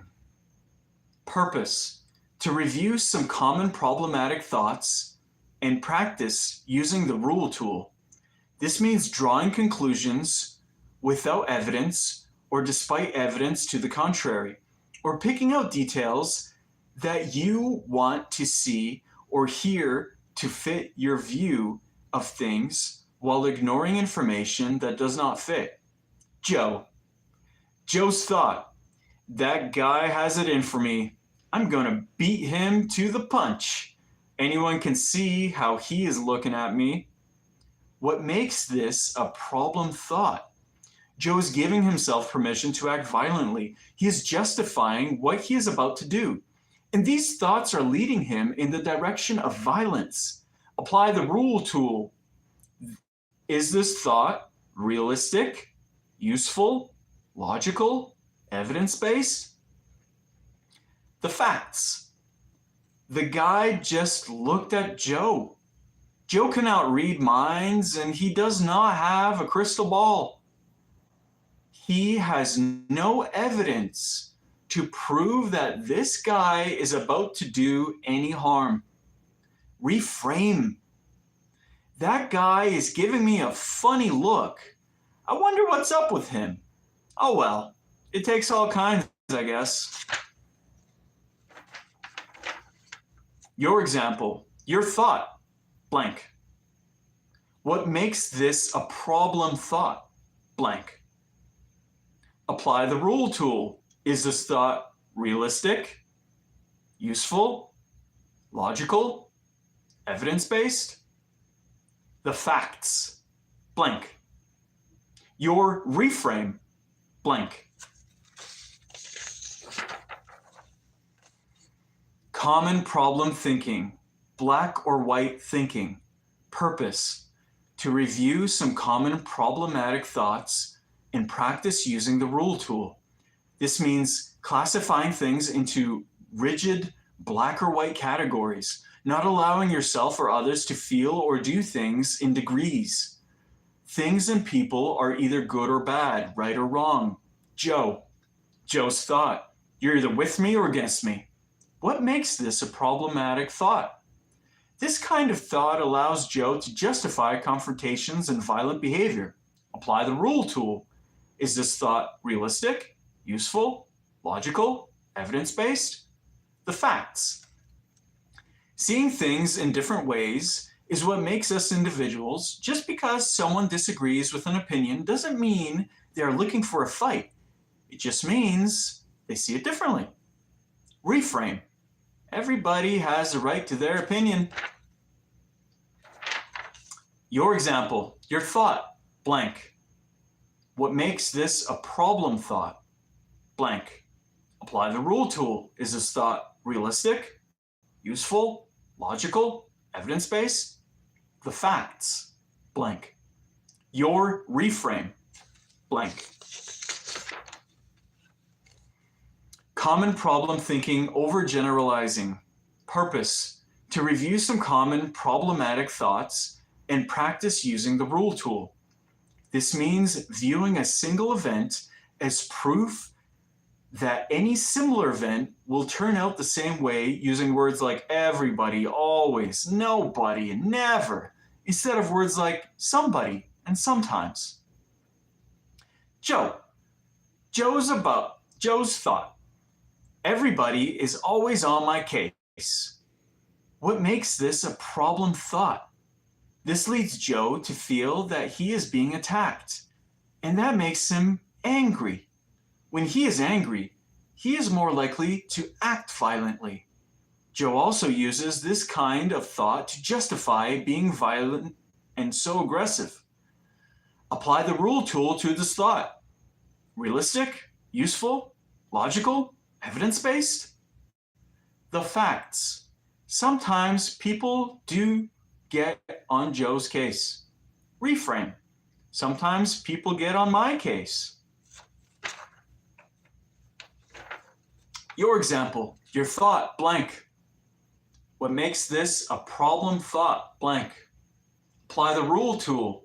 Is this thought realistic, useful, logical, evidence-based? The facts, blank. Your reframe, blank. Common problem thinking, personalizing, purpose to review some common problematic thoughts and practice using the rule tool. This means taking things personally as a threat or insult against you, even when there's little evidence to support this thinking. They're laughing at me, or he ignored me. Joe's thought. He butted in front of me. What makes this a problem thought? By taking this personally, Joe is leading himself to feel frustrated and angry. This could lead him to act aggressively. Apply the rule tool in this thought. Realistic, useful, logical, evidence-based. The facts. The guy at the front of the line might have buddies who have been there waiting just as long. Reframe. This line is moving slowly today. Your example, your thought, blank. What makes this a problem thought, blank. Apply the rule tool. Is this thought realistic, useful, logical, evidence-based? The facts, blank. Your reframe, blank. Common problem thinking, using blame. Purpose, to review some common problematic thoughts and practice using the rule tool.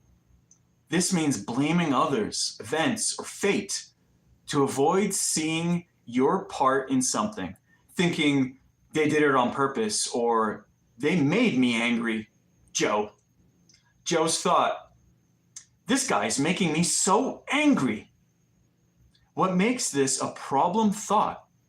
Joe is saying that he has no choices and that other guy has the power to make him not only feel angry, but also act violently. This kind of thinking will lead Joe to act violently. Apply the rule tool. Is this thought realistic, useful, logical, evidence-based? The facts. The guy may be doing something that Joe does not agree with or does not like, but he does not have magical powers to make Joe feel anything he does not want to feel or do anything he does not want to do. Reframe. I really don't like what I am seeing or hearing. I'm getting angry because I don't think this guy's behavior is okay. Your thought. What makes this a problematic thought? Apply the rule tool. Is this thought realistic, useful, logical, evidence-based? The facts, blank. Your reframe, blank. Common problem thinking, magnifying or minimizing. Purpose, to review some common problematic thoughts and practice using the rule tool. Magnifying means blowing things out of proportion, describing things to yourself with words like terrible, awful, and impossible, tending to exaggerate the negative. Minimizing is shrinking the importance of things, saying things like, all I did was, it was just, or what's the big deal? Avoiding responsibility or accountability. Joe's thought. It was impossible to avoid hitting that guy. He was right up in my face asking for it. Besides, he only needed a couple of stitches. What makes this a problem thought? By magnifying the other person's behavior, Joe's justifying his overreaction. Minimizing the damage he caused makes it more likely that he will do it again. Apply the rule tool. Is this thought realistic, useful, logical, evidence-based? The facts. Joe has complete control of his arms and legs. Joe beat the other person so badly that he had to go to the hospital. Reframe. This guy's looking for a fight, but it is not going to be with me. Someone else can take the assault charges this time. Your example, your thought, blank. What makes this a problem thought? Blank. Apply the rule tool. Is this thought realistic, useful, logical, evidence-based? The facts. Blank. Your reframe. Blank. Common problem thinking, mustizing, and shoulding. Purpose: to review some common problematic thoughts and practice using the rule tool. This means practice unrealistic demands on yourself, other people, or the world. Joe.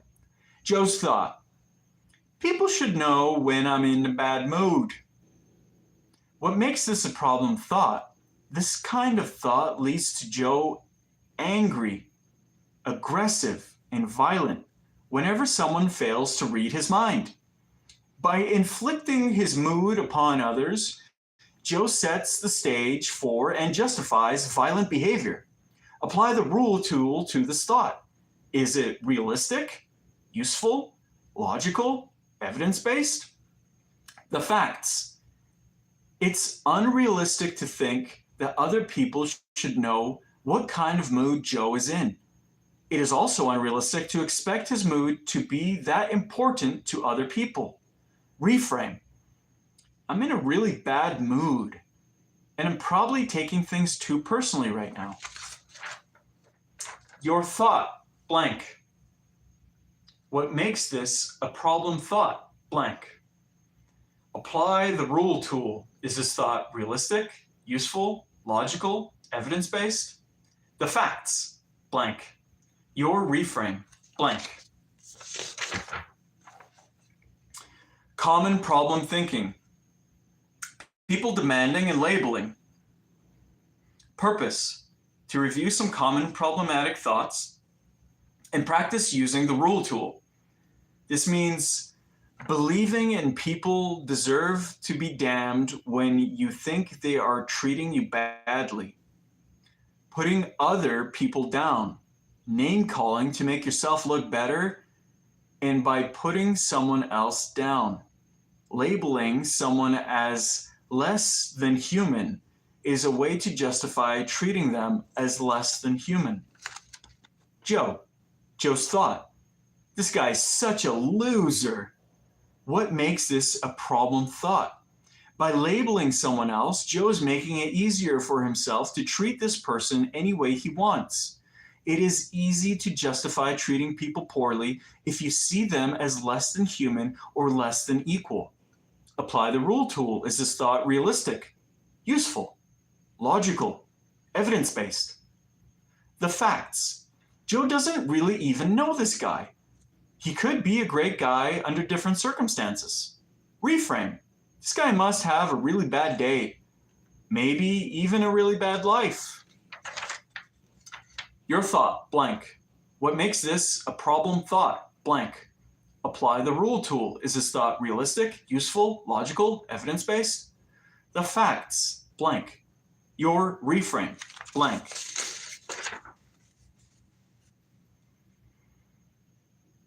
Reframing a visual. Purpose: to reinforce our understanding of the thought-behavior link. People, places, things, events, outside cues. Lead to problematic thoughts, emotions, sensations, inside cues. The decision.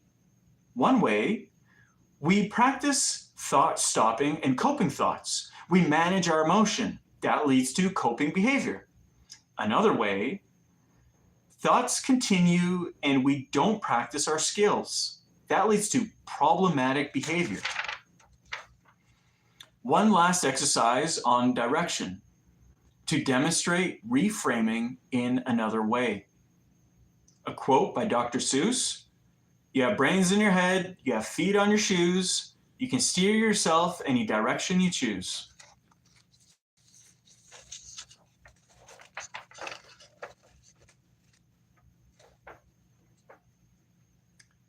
Self-management plan. Purpose: to add reframing thoughts to the self-management plan. Tools I can add to my toolbox: blank, blank, blank, blank. My goals: what I am committing to do this week. Blank. Why is it important to me? Blank. In order to make a good self-management plan, we need to know in advance what our personal high-risk factors are, how angry we may get, and what tools will help us interpret our thinking so that we can stay in control. At the same time, we want to find a way to meet our needs while respecting the needs of others. When we are able to anticipate what tools we will need and how we will use those tools to stay in control, we have made a self-management plan. High-risk situations. Choose a challenging situation. Where were you? Blank. Who was involved in the situation? Blank. What were you thinking about the situation? Blank. What were you angry about? Blank.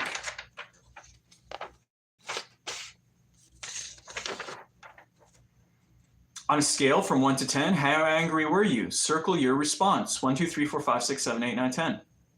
What else could you have told yourself about anger, aggression, or violence in the situation that supported the shift in your behavior? There's more than one way to deal with the situation. I can control my behavior. Other. What are some reframing thoughts that work for you? Blank. What are the costs of reframing your thoughts? Blank. What are the benefits of reframing your thoughts? Blank. Self-management behavior. What can you do? Laugh it off, walk away, talk to others respectfully, control myself, ask for more information. Other. After the fact, recovery. What works to help you maintain self-control? Take some deep breaths, go for a walk, use self-talk. Someone else helping me calm down. Nothing, let it pass. Other. What emotions might you feel after the situation has passed? Relief, pride, contentment, safety. Other. Benefits. What are some positive consequences? Trust in others, self-respect, freedom, safety. Other. Grounding exercise. Purpose: to continue building mindfulness skills. Meditation and its benefits. Meditation is a practice of focusing your attention on one thing at a time. It does not really matter what that one thing is, as long as it comes without a judgment attached to it. Practicing meditation techniques helps people to manage stress and anger. It has also been proven to slow heart rate and breathing, reduce oxygen consumption, reduce blood lactate levels, and change EEG ratings in brain waves. Meditation is used to treat and prevent high blood pressure, heart disease, migraines, diabetes, arthritis, and other autoimmune diseases. It is also helpful in reducing obsessive thinking, anxiety, depression, and aggression. Remember that thoughts are part of the meditation process. Do not be concerned about what you are thinking. Whatever happens during meditation is right for you. Factors for effective meditation. 4 factors need to be present in any meditation practice: a relatively quiet environment, something to focus on, a comfortable position, a relaxed mindset. Basic meditation. Let yourself feel supported by the chair you're sitting on. Be aware of how the back of your chair is keeping you upright. Once you are ready, place your feet flat on the floor with your hands resting in your lap. Keep your back straight but not rigid. Keep your head in line with your spine. Find the balance point. Try pulling your chin in slightly.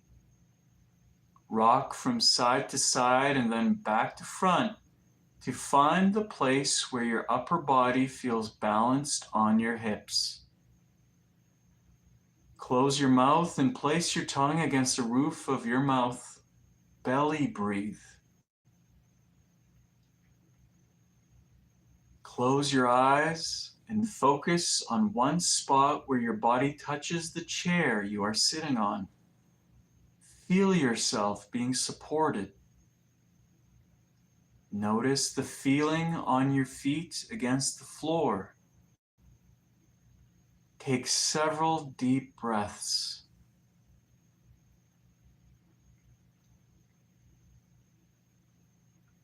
Maintain a passive or neutral attitude.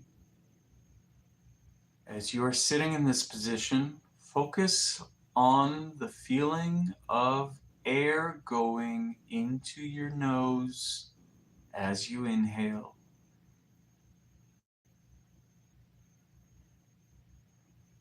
and on the feeling of air coming out of your nose as you exhale.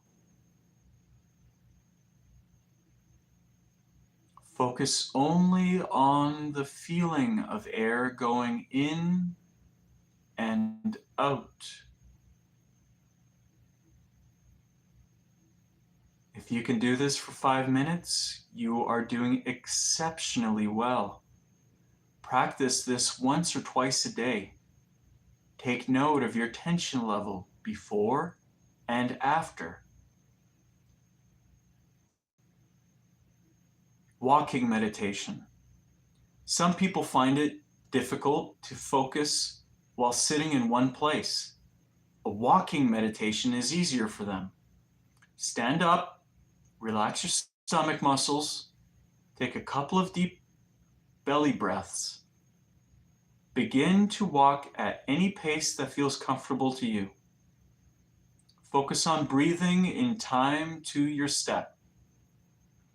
Try to take 3 steps for the inhale and then 3 steps for the exhale.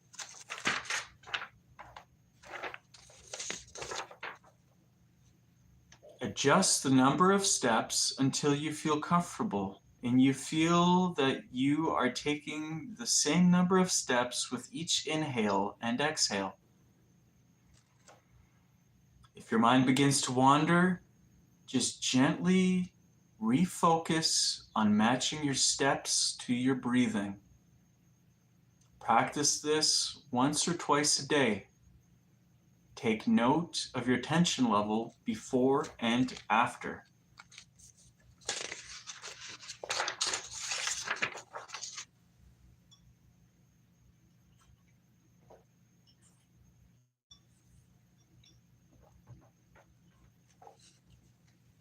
Session 6, listening to the cues.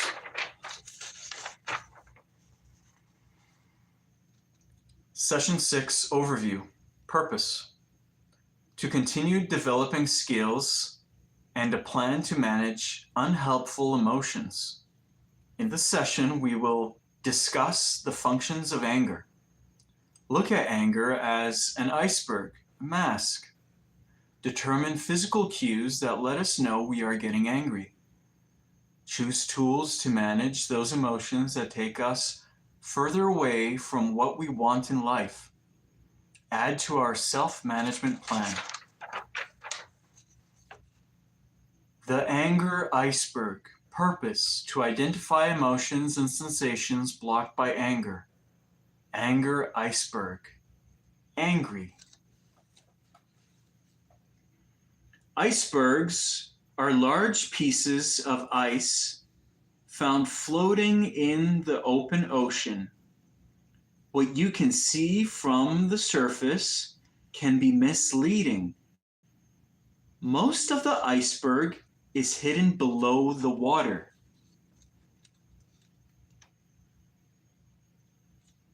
Just like anger, if it were an iceberg, most of anger is below the surface. This is how anger works. Often, when we are angry, there are other emotions hidden under the surface. Embarrassed, scared, grief, shame, tricked, overwhelmed, frustrated, depressed, disgusted, distrustful, attacked, grumpy, stressed, rejected, trapped, helpless, nervous, guilt, trauma, annoyed, exhausted, anxious, unsure, envious, lonely, offended, disrespected, disappointed. That is all below the water, below the surface. And what is above the surface, what is above the water, what is shown is anger. but it is an iceberg, and anger is what is shown, but the true cause are the emotions below the surface. Quote, our raw feelings can be the messengers we need to teach us things about ourselves that can prompt insights into important life directions. End quote.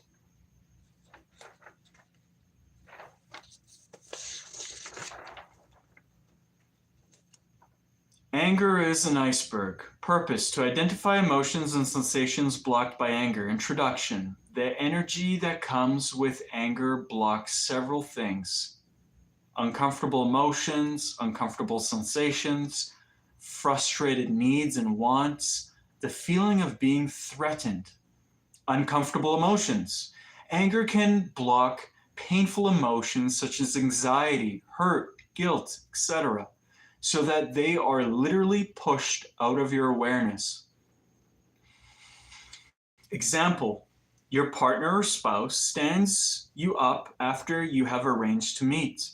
You say to yourself, she's so selfish, and you begin to feel angry. This feeling of anger can cover up feelings of sadness or loneliness. Your example, blank. Place a check mark beside the uncomfortable emotions you blocked with anger: anxiety, fear, loss, depression, loneliness, sadness, guilt, shame, feelings of failure or worthlessness, others. Uncomfortable sensations.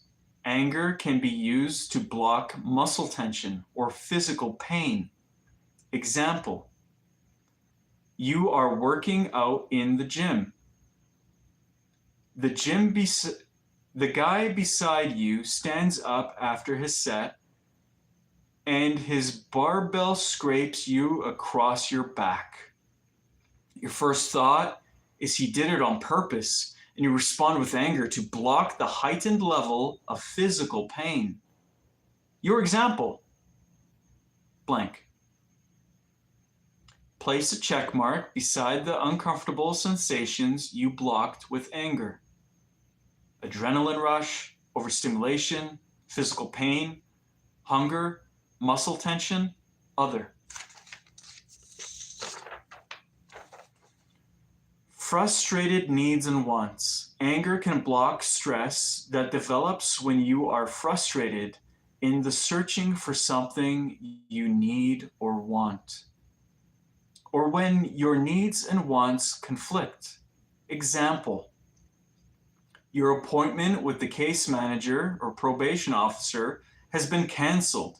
You were waiting for approval of a special pass or request. You think all case managers or probation officers are the same. They don't care about their clients. You respond to this thought by swearing and yelling so that you don't experience feeling frustrated or disappointed. Your example, blank.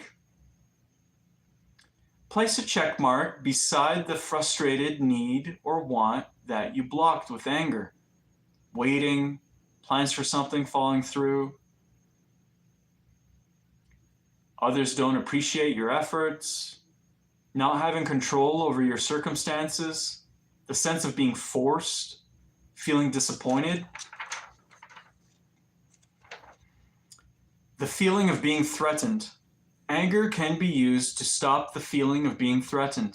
Example: your partner's ex comes over to visit. You have always had a suspicion that he wants to get back with her. You feel that your relationship is threatened, so you lash out verbally and physically. Your example, blank. Place a check mark beside the specific feeling of being threatened that you block with anger: feeling attacked, feeling engulfed, feeling abandoned, other.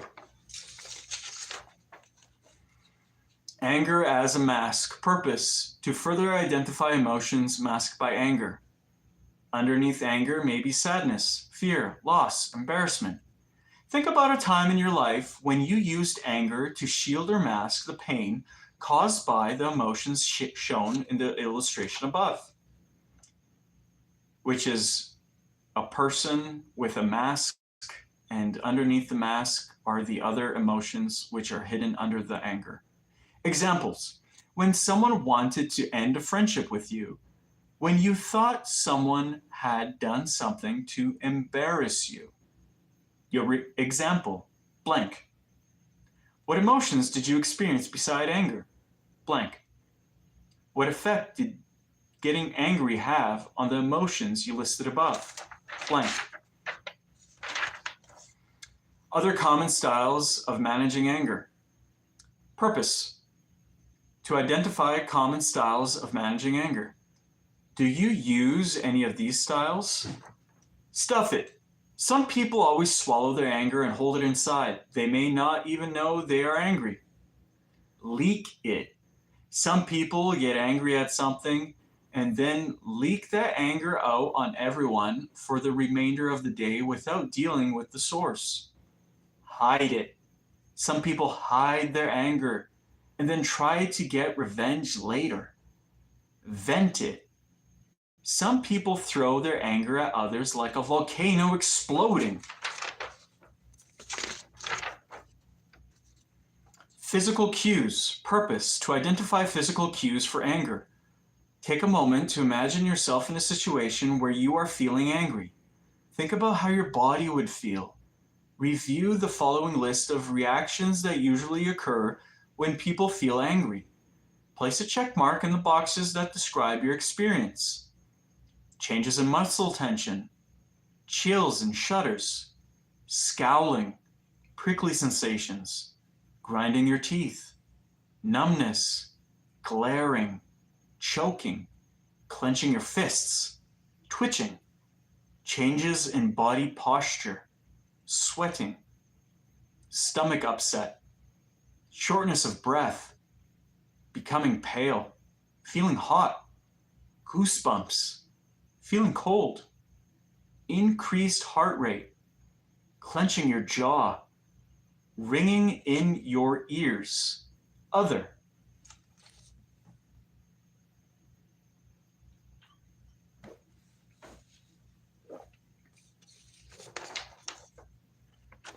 What is your first physical cue that you are feeling angry? Choose from the list above or supply one of your own, blank. What is your last physical cue before you lose control and react with aggression or violent behavior? Choose from the list above or supply your own, blank. What does this suggest for you, blank. Identifying challenging emotions. Purpose. To provide an introduction to emotions. Confused. Cautious, shy, lonely, sad, depressed, overwhelmed,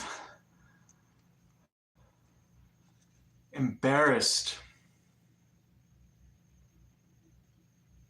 guilty, ashamed, disgusted, surprised, frightened, vulnerable, helpless, frustration,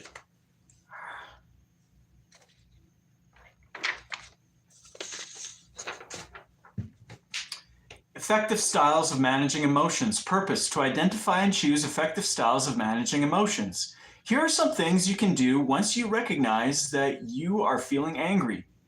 Understand it. Practice self-awareness. Recognize the emotion being masked and deal with them. Communicate it. Communicate how you feel to someone or write your feelings down. Draw a picture of how you feel. Sometimes just being able to express how we feel can help us manage our emotions.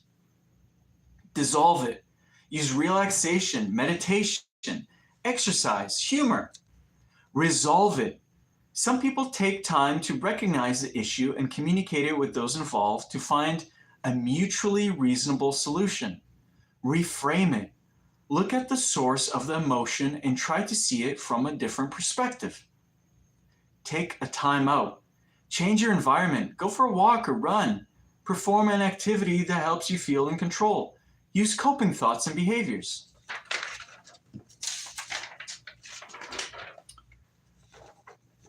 Emotions, visual, purpose, to revisit and imagine previously presented to the group, this time from the perspective of managing thoughts and emotions.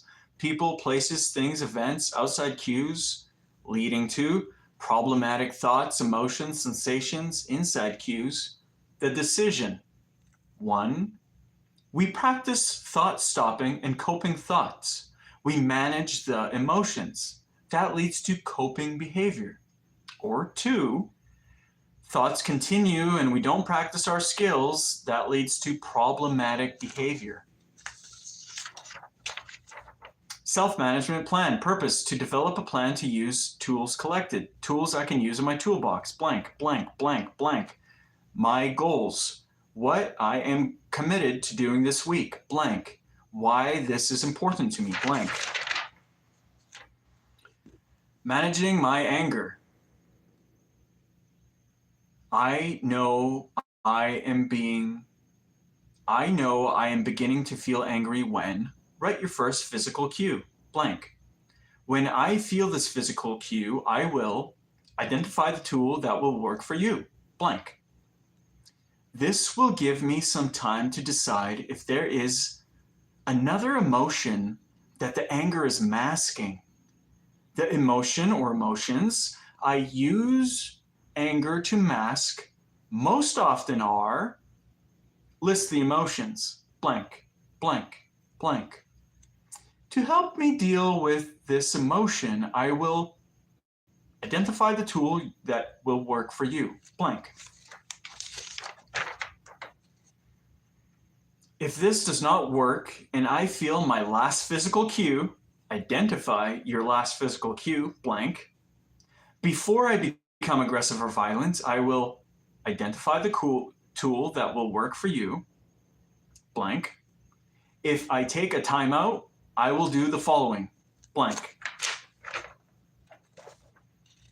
Left brain, right brain workout. Purpose, to reinforce skills in the area of mindfulness. This is an easy exercise that can be done anywhere at any time. It promotes activity and blood flow between the left and right hemispheres of the brain. Note, do not continue with this exercise if you experience any pain or discomfort. Do not panic either. It could be the result of many different things, including simple eye strain. To be on the safe side, however, tell your doctor. 1. Imagine the number 1 on the left side of your brain. 2. Now let that image fade and imagine the letter A on the right side of your brain. 3. Let that image fade and imagine the number 2 on the left side of your brain. 4. Let that image fade and imagine the letter B on the right side of your brain. 5.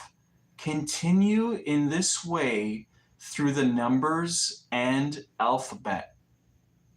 Some people find this really easy. If it seems too easy for you, switch sides and imagine the numbers on the right side and the letters on the left side. Many people find this difficult at first.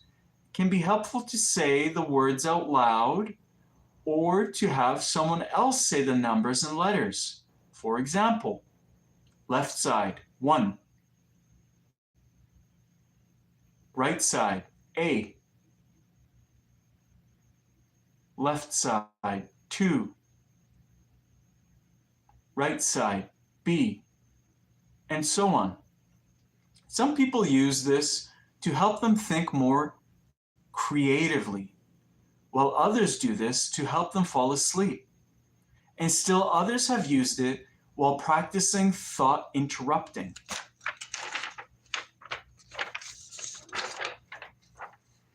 Roundup. Purpose. To summarize and close the session. People use anger to shield themselves from uncomfortable emotions. Recognize physical cues from the first step in managing anger. Recognizing physical cues is the first step in managing anger. There are many effective tools that people can use to manage anger. A self-management plan is a way of planning to use tools that work to manage anger and prevent violence from occurring.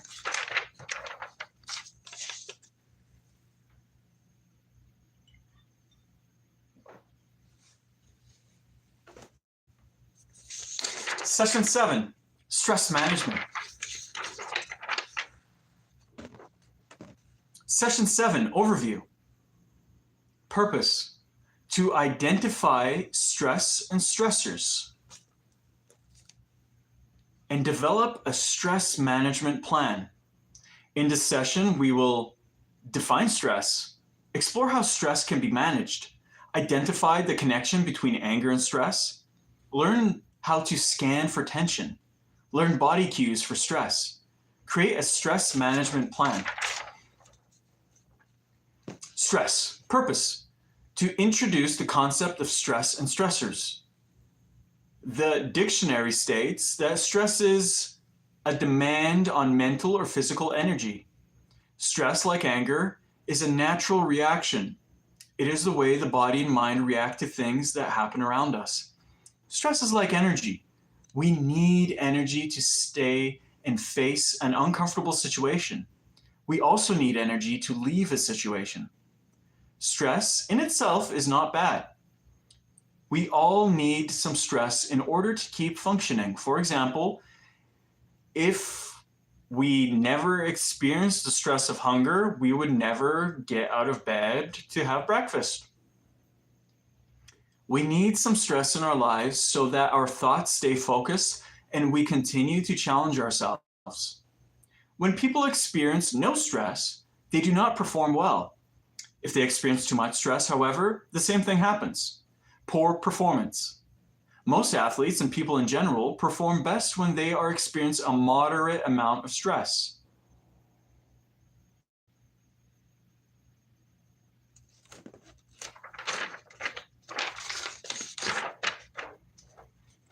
Stressors. Purpose. To define personal stressors. This resource, along with succeeding ones,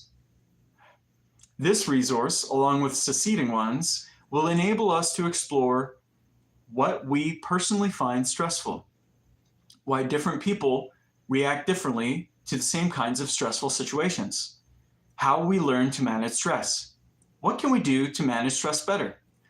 List some of the things that you find personally stressful. Small stressors, blank, blank, blank, blank, blank. Big stressors, blank, blank, blank, blank, blank. Trauma common questions. Purpose. To increase awareness of trauma, its impact, and what one can do to get help. Trauma. Emotional, physical, sexual assault. Common questions about the ethics of trauma. What is trauma? We all respond to injury in different ways. Trauma is the emotional response when an injury overwhelms us. The injury could be physical, sexual, or emotional. Some of the most common traumatic events include sexual assault, physical assault, sexual assault including childhood sexual abuse, verbal assault, being threatened with physical or sexual assault, witnessing violence against others, long-term neglect in childhood, How can trauma affect people? Trauma can affect the way you feel. You may experience some or all of the following: too much emotion, too little or no emotion, depression, feeling hopelessness, helpless, worthless, shame, fear, anger, rage, grief, sadness, anxiety, panic attacks.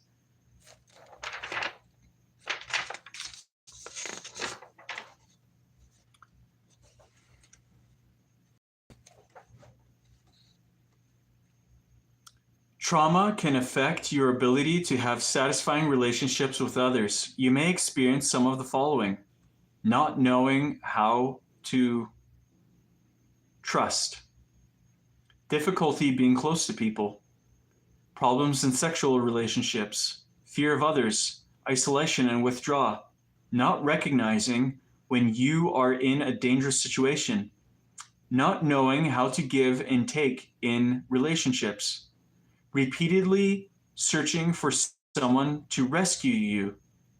Trauma can affect your body. You may feel as if you were reliving the traumatic experience. These body memories and flashbacks can include seeing images, hearing voices or sounds, smelling odors, as well unexpected tastes and physical sensations, having sleep problems, including nightmares, having physical complaints, an example, headaches, nausea, stomach aches, pelvic pain, stomach digestive problems, for which no medical cause can be identified. Feel physically exhausted. Trauma can affect the way you think. You may have problems with attention and cooperation, confused thinking, thoughts that get in the way of daily activities, memory problems. Trauma can affect the way you behave. It can lead you to inflict self-injury, an example, cutting or bruising, engage in behaviors such as self-starvation, binge eating, alcohol, and other drug misuse. Constantly look for sexual relationships or avoid sexual relationships or abuse others. People who experience repeated trauma tend to suffer more severe effects. Also, the younger people were when they experienced the trauma, the more severe the effects will likely be. Can people forget that they experienced trauma and later remember? Yes.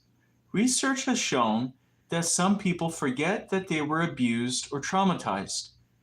Often when something is too traumatic, it is forgotten, but not lost from memory. This is especially so when the source of the trauma is another person.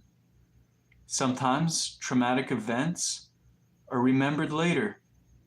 When this happens, the person has often experienced something that reminds him or her of an original traumatic event.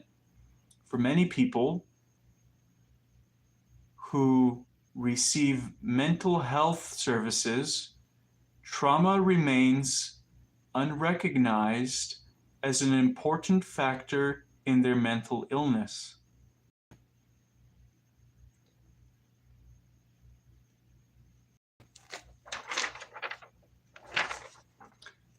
The stress response. Purpose. To look at the many different ways in which people can respond to stress. How we experience and respond to stress depends on three things. The first is genetics. This is the code that you are born with. The second is biology. This is impacted by what we experience and what we do to our body. The third thing is what we have learned. Things that have the most impact on how people experience and respond to stress: physical trauma, head injury, poor nutrition, fetal trauma, drug or alcohol abuse, psychological trauma, loss of parent or caregiver, emotional neglect, abandonment, abuse, witnessing abuse. The results of these kinds of experiences are called post-traumatic stress disorder, or PTSD. Post means after. So the term refers to the pattern of behaviors by which people manage stress after the trauma. The stress response continued. Purpose: to explore possible responses to stress. One way to look at stress is on a continuum. No stress, some stress, too much stress, unmanageable stress. What it takes to get to each point on this line is different for different people. Almost everyone is born with the ability to respond to very stressful events, but the way we do so varies. We mostly in many different ways. Different responses are appropriate at different times and in different situations. It is healthy to cry when you experience a loss, as when someone close to you passes away. It is normal to jump when a friend comes up behind you and pokes you in the ribs. When something frightening happens, freezing can sometimes be a good idea. Fleeing is smart when someone is chasing you. If you are stuck in one kind of response until they are able to make sense of the event. When this happens, every time they experience a major stressor or something they think of as a threat to their safety, they react in the same way. People who get stuck in a fight response can act violently even when a different response should work better and would work better. When they may kick something over when they find out about a loss, or choose to stay and fight someone when it would be smarter, easier, and safer to leave the situation, it is important to seek help and healing from some of the stressful events we talked about. If you want more information on this, feel free to talk to somebody about this that you trust, or call a helpline. Learning. Purpose: to introduce the idea that stress response are learned. We are learning all the time. From the moment we open our eyes in the morning, we are taking in information, processing it, and making decisions about it. What is learned at any age can be unlearned. This means that if you have learned to do something in one area, then you have proven that you can learn things in that area. For example, if you have learned to respond to the stress of driving in heavy traffic by yelling, swearing, and honking your horn, you have proven that you can learn different ways of responding to traffic stressors. Another way of learning is by receiving feedback about our behavior from other people. What we hear from others about what they saw us do or say can contribute to our learning. People who have learned to get their needs met by getting angry and acting out may have learned that the acting out part works.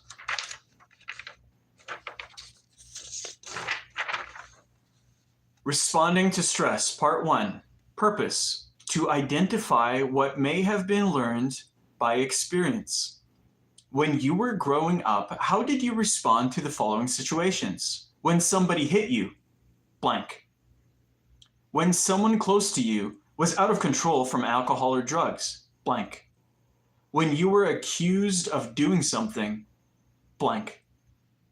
When your parents or caregivers fought, blank. When someone insulted you, blank. Write down what you tell yourself about stressful situations when you are likely to feel angry and become aggressive or violent. 1, blank. 2, blank. Responding to stress, Part 2. Purpose: to identify what may have been learned by modeling. When you were growing up, how did your parents or caregivers respond to stress? Blank. What did you learn about dealing with stress from your parents or caregivers? Blank. What do you do that is exactly the same? Blank.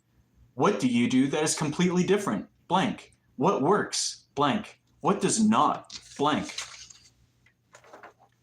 Scanning for tension. Purpose: to learn how to scan the body for tension. Take a moment to scan how your body is feeling. Allow yourself to become aware of sensations from the top of your head to the bottom of your feet. You can do this with your eyes open or closed, whichever is more comfortable for you. Notice where you are feeling tension. Notice any place where you are feeling pain, discomfort, and tightness. Then record your perceptions on the figures and rank at a level of tension on a scale from 1 to 10. On the front and the back, you can draw a stick figure and draw circles with numbers to record your stress and tension, to practice scanning your body. Stress experienced in the body as tension can lead to anger, aggression, and violence. Therefore, it is crucial to be aware of your own physical tension. Stress management. Purpose: to develop a list of stress management techniques. The 4 R's: relax, reframe, resolve, remove. The 4 R's: relax your body, blank. Reframe your thoughts, blank. Resolve the problem, blank. Remove yourself from the stressors, blank. The 4 R's: relax, reframe, resolve, remove. Stress management top 10. Purpose: to complete and summarize stress management tools. 1. Adequately sleep. The definition of adequate is different for everyone. How long you sleep, when you can sleep as long as you want. How long do you sleep when you can sleep as long as you want? For most adults, it is between 7 to 9 hours. Adolescents and children need more, older adults need less. People in recovery or under a lot of stress also need more. What works for you? Adequate sleep for me, blank. 2. Balanced diet. This is also different for different people. Generally, what seems to work best is a diet low in sugar, caffeine, and fat, high in fruits, vegetables, and whole grains, with a moderate amount of protein. What adjustments do you want to make? Balanced diet for me, blank. Number 3, exercise. 30 minutes, 3 or 4 times a week is a minimum. Some people need more. People who are angry a lot can benefit from exercise, which allows cortisol and adrenaline to be released from the body. Weightlifting can increase adrenaline production. Stretching, tai chi, yoga, canoeing are all excellent stress reducers. Muscles hold emotions, and stretching can help release them. What plans do you have in this area? Exercise for me, blank. 4, meditation. Focus on one passive or neutral thought. Example, I am calm. Or activity. 4, meditation. Focus on one passive or neutral thought. An example, I am calm. Or activity quiets the mind. Recent studies on Tibetan monks have shown that the practice of meditation increases gamma waves in the brain. Gamma waves are related to concentration, relaxation, and thinking clearly. Meditation for me, blank. 5, caring about someone. The feeling of unconditional positive regard boosts endorphin levels, leading to a feeling of peace and contentment. Do you have someone in mind who you care about unconditionally? Someone I care about, blank. 6, someone caring about you. Just knowing that someone cares about you decreases stress chemicals. Someone who cares about me, blank. 7, balanced lifestyle. It is important to find a good balance between work and play. This means taking time to pursue your passions, hobbies, and interests. in balance with work and or obligations. What hobby or interests fulfill you? Balanced lifestyle for me, blank. 8. Positive physical contact. This is crucial for children, but is also important for adults. This is why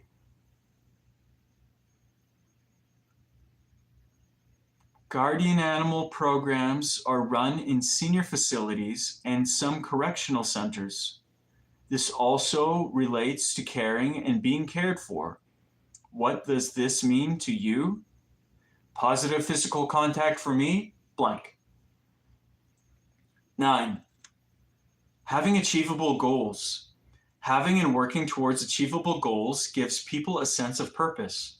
For years, no one could figure out why so many people died within a year of retirement. A sense of purpose, a reason to live, may be the answer. Achievable goals for me, blank. 10. Spiritual practice. Spiritual practice refers to any activity or involvement in any organization that helps you feel connected to something greater than yourself. For some, this means being in nature. For others, it can be expressing themselves through music.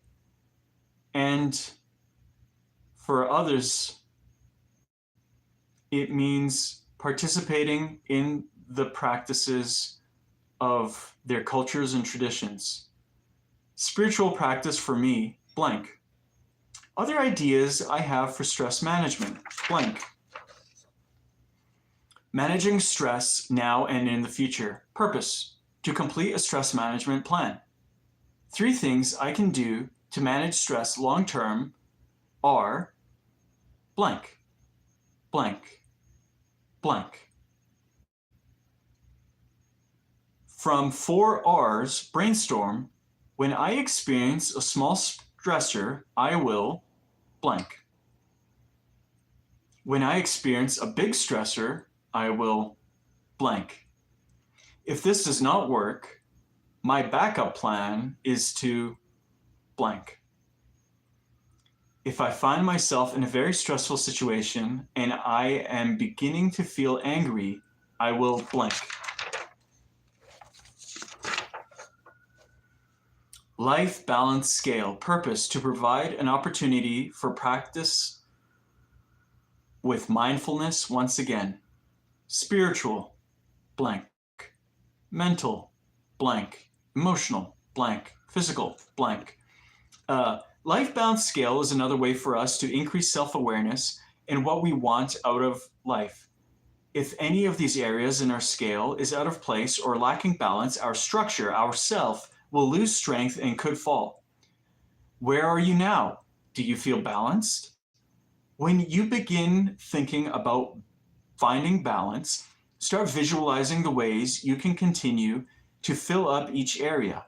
Some examples might be good sleep, eating well, meditation, activity, being on the land, spending time with family, etc. Taking some time now to fill up each area with some ideas on how you could adjust that scale will help. Spiritual, mental, emotional, and physical well-being. Self-management plan. Purpose, to reinforce skills in self-management. Tools I can add to my toolbox. Blank, blank, blank, blank. My goals. What I am committed to doing this week. Blank. Why is this important to me? Blank. In order to make a good self-management plan, we need to know in advance what our personal high-risk factors are, how angry we may get, and what tools will help us interrupt our thinking so that we can stay in control. At the same time, we want to find a way to meet our needs while respecting the needs of others. When we are able to anticipate what tools we will need and how we will use these tools to stay in control, we have made a self-management plan. High-risk situations. Choose a challenging situation. Where were you? Blank. Who was involved in the situation? Blank. What were you thinking about this situation? Blank. What were you angry about? Blank. On a scale from 1 to 10, how angry were you? What else could you have told yourself about anger, aggression, or violence in this situation that supported a shift in your thinking? There is more than one way to deal with situations like this. I can control my behaviors. Other. What are the costs of this reframe? Blank. What are the benefits of this reframe? Blank. Self-management behavior. What can you do? Laugh it off, walk away, talk to others respectfully, control myself, ask for more information. Other. After the fact, recovery. What works to help you maintain self-control?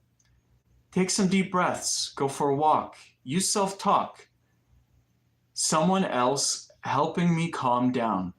Nothing, let it pass. Other. What emotions might you feel after the situation has passed? Relief, pride, contentment, safety. Other. Benefits. What are some positive consequences? Trust in others, self-respect, freedom, safety. Other. Roundup. Purpose. To summarize and close the session. Our performance and thinking are best when we are experiencing moderate stress. How people experience stress depends on genetics, biology, and what they have learned. Increased stress can lead to increased anger. Noticing tension in your body gives you an early chance to do something about it. Stress can be managed using the 4 R's: relax, reframe, resolve, and remove. Sleep, diet, and exercise also affect how well stress is managed.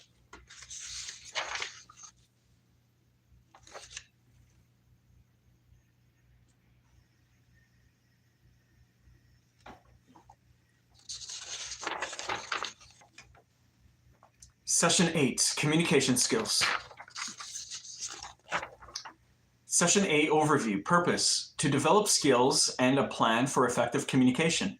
In this session, we will explore boundaries, compare communication styles, examine support, complete a communication boundaries and support plan. Boundaries cartoon. Purpose: to introduce the concept of boundaries. No boundaries. Somebody running around public naked. Boundaries: someone in the rain that is weak, who isn't doing anything about it, so they are cold. Someone in the rain who has clear boundaries, which has an umbrella to stay comfortable. And someone in the rain who has rigid boundaries, who is way overprotected, absurdly covered up.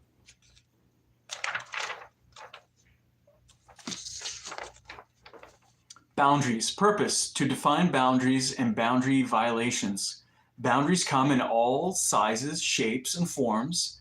They develop and are learned throughout life. What we think about our experiences shapes our boundaries. Boundaries are formed around our physical space, social customs, and emotions. Almost everything we experience either reflects or changes our boundaries. Boundaries can be thought of as being on a continuum: none, weak, clear and flexible, or rigid. Having healthy, flexible boundaries means being able to say yes or no clearly while respecting your own and other people's needs. It means being comfortable with yourself and others and being able to change your thinking depending on the situation and people involved. Physical boundaries are about physical comfort and safety. How close you stand to other people, how comfortable you are with touch. Physical boundaries can be violated by being forced to put up with unwanted touching, being deprived of healthy physical contact, hitting someone, or any kind of uninvited touching, invading someone's privacy. Emotional boundaries. Purpose: to identify challenges to one's personal boundaries and discuss ways to manage them. Emotional boundaries are about emotional comfort and safety, how much you let others in or shut them out. how much of other people's issues you take on as if those issues were your own, and how much of your stuff you try to get other people to take on. Emotional boundaries can be violated by being called names, being raged at, being insulted, being abandoned, neglected, or ignored, being made fun of for what you feel. Reflect on your life balance scale when these things are happening to you, or if you are doing these things to other people. What areas of your life do you feel you might have too weak or too rigid boundaries? Blank. What are the people in your life with whom you have a hard time maintaining healthy boundaries? If so, list some of them. Blank. Nonverbal communication. Purpose: to highlight the significance of how we communicate nonverbally with others. Nonverbal communication is communication without words. It refers to what we communicate when we smile, frown, laugh, cry, sigh, or stand close to others. Nonverbal communication also communicates your level of interest, how you feel about the other person or what they are saying. It can also communicate how you feel about yourself. It is estimated that 80% of what people communicate to others is communicated non-verbally. Nonverbal communication simply exists. It is impossible to not communicate something. Nonverbal behavior can punctuate what is being said by confirming, emphasizing, or confusing the message. Often, it can control the direction or tone of a conversation. Nonverbal communication is culturally specific. Different gestures mean different things in different cultures. Here's an example. Maintaining eye contact is expected in Western culture. It is essential in social interactions as it indicates a person's interest and engagement with the conversation. In Middle Eastern culture, however, eye contact is less common and considered less appropriate than it is in Western cultures. There are also strict gender rules under which women should not make too much eye contact with men, as it is misconstrued as an indication of a romantic interest. Asian cultures, example, China and Japan, do not consider eye contact essential to social interactions and instead consider it inappropriate. Many African and Latin American cultures remain strong hierarchical societies. In numerous circumstances, intense eye contact is seen as aggressive, confrontational, and extremely disrespectful. Among Aboriginal people, avoiding eye contact is a gesture of respect. It may be related to cultural teachings, gender roles, or the after effects of imbalanced relationships with authority figures at residential schools. Some aspects of nonverbal communication are body orientation and posture in relation to another person, such as how and in which way we face them, whether we are leaning, slumping, standing straight, etc. Hand gestures and facial expressions, which reflect the depth, intensity, or emotion of our message or state of mind. Tone, pitch, and structure of our speech. Our physical appearance, including clothing. This aspect of nonverbal communication conveys at least 10 messages, such as economic level and background, social position and background, education level and background, trustworthiness, sophistication, moral character, and level of success. The physical distance we keep, that is, how close we are to the other person. This can tell others about our relationship with them, whether it is intimate, personal, social, or public. The physical space we keep, our general environment, such as the neighborhood, the town, region, etc., our specific environment, such as our home, office, or setting. Verbal communication styles. Purpose: to highlight our verbal communication styles. Aggressive style of communication disregards the needs of others, inappropriately, honestly, or attacking, uses force, intimidation, blaming, and other tactics to get our way, feels righteous and superior, but possibly guilty later, believes he or she must have control, has rigid boundaries. What color might your thinking be? Passive, non-assertive style of communication withholds information about feelings, needs, and wants, assumes that the other person should know and fulfill his or her desires, and resents it when it does not work that way, is self-denying, a silent martyr, finds indirect ways to communicate disappointment, such as overeating, drinking, nagging about insignificant issues, or whatever makes the other person angry, irritated, or frustrated, often feels hurt, anxious, and victimized, and possibly angry later, has weak boundaries. What color might your thinking be? Passive-aggressive style of communication, emotionally dishonest, pretends to be happy with everything while actually angry, lacks confidence, is fearful, then angry, then vengeful, expresses anger in an indirect way or in such a nice way that nobody can say anything negative about his or her behavior, believes others cannot be trusted, and that people have to be outsmarted in order to get his or her needs met, has weak or rigid boundaries. What color might you think this thinking is? Blank. Assertive communication and active listening. Purpose: to examine healthy ways of communicating, assertive styles of communication. Appropriately honest, able to direct anger. An example, express it in a calm voice. Tries to resolve the issue, not blame or point fingers. Able to identify behavior that caused the anger and is willing to work on a solution that is acceptable to everyone involved. Feels self-confident and respectful of self and others. Has healthy, flexible boundaries. What color might your thinking be? Blank. Active listening. Good communication is about more than just talking and getting your own needs met. Active listening and trying to understand others leads to good communication.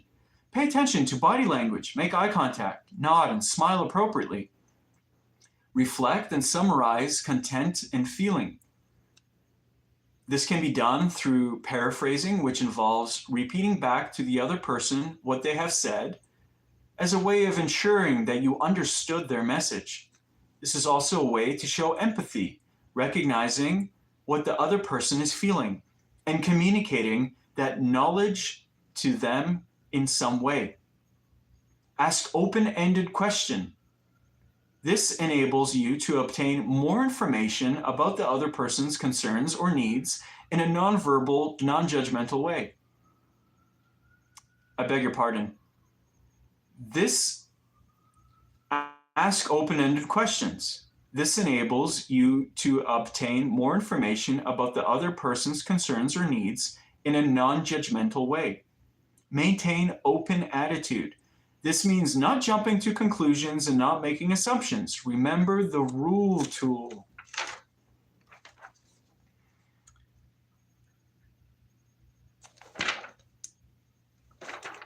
Using assertive communication can help you maintain balance in the 4 areas of your life balance scale. If you are being heard and are hearing others, it is likely you will have healthy boundaries. You can communicate to others your needs for emotional, spiritual, physical, and mental balance without violating their need for the same thing. And you can now seek their support in those areas or offer your own support.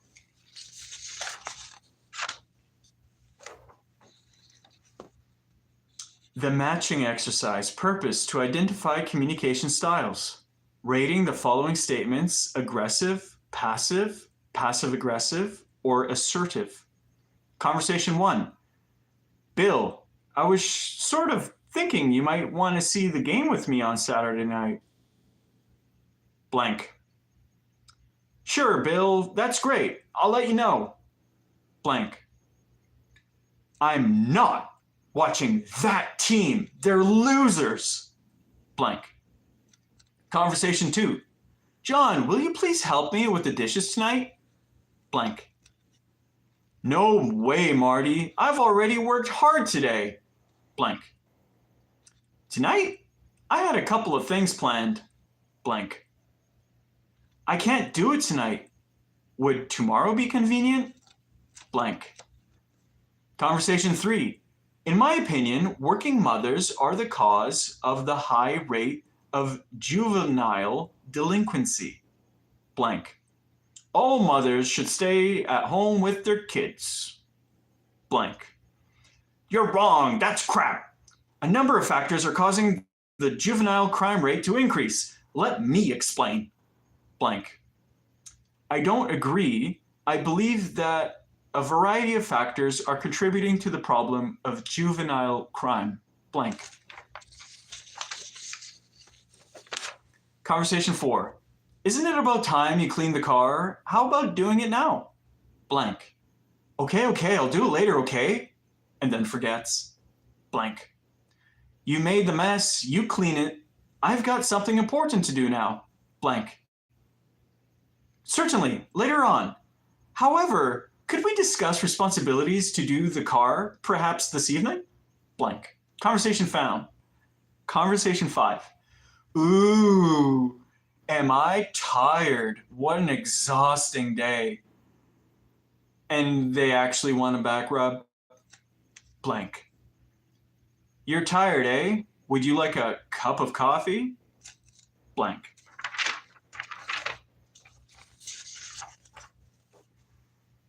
Comparison of communication styles. Purpose: to compare communication styles based on long-term effectiveness. Styles: behavior, response, cost. Styles: aggressive, behavior, go get my coffee now. Response: may or may not get your coffee depending on others' boundaries. Cost: fear from others, close relationships, starts fights. You can use your own personal examples. Passive: sighs heavily, rubs eyes. Do you have something in your eye? No. And the cost: no coffee, others have no idea what you want. People begin to ignore you. Personal examples. Passive aggressive behavior: sure, would be nice if someone got me something to keep me awake. Response: someone else may get you coffee or suggest you get it. Cost: others not sure where you are coming from. See you as someone who is not clear, distrusts you. Personal example here. Style: assertive, behavior. Could you please bring me a cup of coffee? Response: others may say yes or no. Cost: you may or may not get coffee, but the relationship remains respectful. Personal examples here. Communication with yourself. Types of self-talk. Purpose: to identify ways in which we communicate with ourselves. Situation: having someone yell in your face. Overreacting, anger, power, aggressive. This person has no right to be angry with me. Who does he think he is anyways? I don't have to take this crap. I'll show him he can't treat me like this. Possible result: blank. Underreacting, fear, helplessness, passive. Oh no, what's going to happen? I won't do anything. Maybe he'll just stop. Possible result: blank. Coping, self-talk, assertive. What's the problem here? This is upsetting and uncomfortable, but I can handle it. What is this person really angry or upset about? What am I upset about? How do I feel? I need to calm down so I can think straight and do what I can to resolve the problem. Possible result, blank. Tips for handling negative feedback. Purpose, to introduce another tool for effective communication. Face the person, but keep in mind the importance of body language. Keep eye contact. Face the person in an open manner, not in a threatening or aggressive way. This may not be appropriate for some cultures. Keep a straight expression on your face. Not angry, not surprised, or annoyed, just neutral. Stay near the person, but respect his or her personal boundaries. Don't move away. Listen closely to the person so that you will know what he or she is saying. Nod your head and say, or yeah, to let the other person know that you're listening. Don't interrupt when other person is talking. Remember to stay calm. If you are upset, count to 10 before you say anything.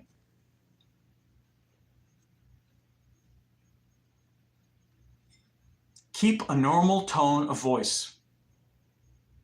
If you don't understand what the person said, ask for clarification. When he or she has finished talking, an example, I don't understand. If you agree with what the person said, say that you understand why he or she is upset and or ask for suggestions. An example, I understand why you're feeling upset and I'm sorry I hurt your feelings. What can I do so that it won't happen again? If you don't agree with what the person said, say that you understand why he or she is upset and ask if you can tell your side of the story. An example, I understand what you're saying. Can I tell you what happened as I see it? If you decide not to accept the negative feedback, thank the person for his or her concern and say that you'll think about what he or she said. An example, I'll think about what you've said. Thanks. Nathan's support map. Purpose, to explore the importance of support. There's a diagram with Nathan in the center. There's a straight, solid line to Jack. He is his uncle who got him a job, but Nathan left that job due to conflict. But the line is still solid. Now on the diagram that you can draw as well, that Nathan drew, there is a spotted line. The reason it is not a complete solid line is because Ashley, his new girlfriend, but Nathan misses his ex. Debbie, that's a close friend, but he hasn't talked to Debbie for years. So there's a line that is broken. Tony, that's another solid line, just like his Uncle Jack, because they're on good terms, they're close. So please, in this exercise, draw a circle in the center of the paper with your name.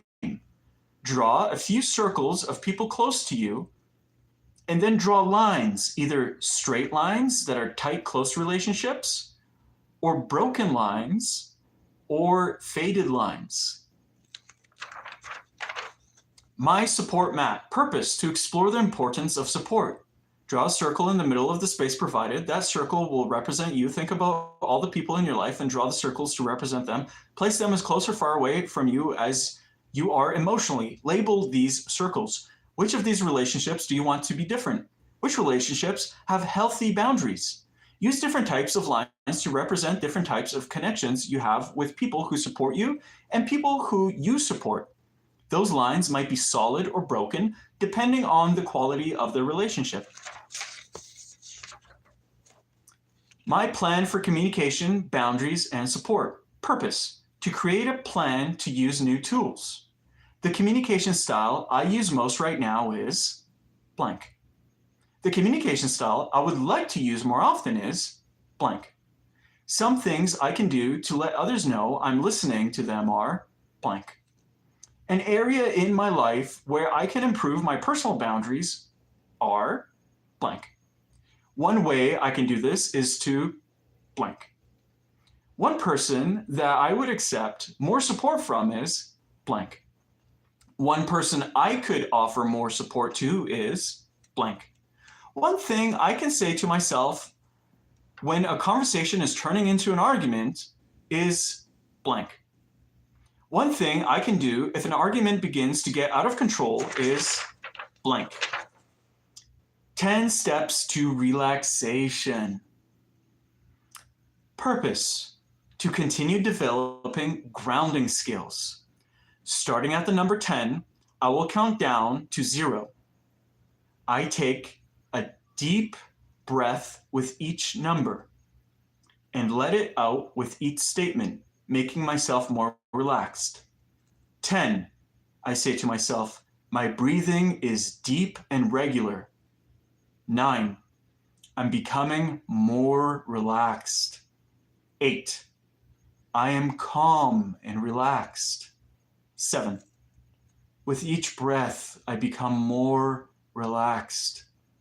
6, my heartbeat is strong and regular. 5, I am calm. 4, I am relaxed. 3, relaxed. 2, calm. 1, relaxed and alert. 0, relaxed and alert. I scan my body to check for any tension areas.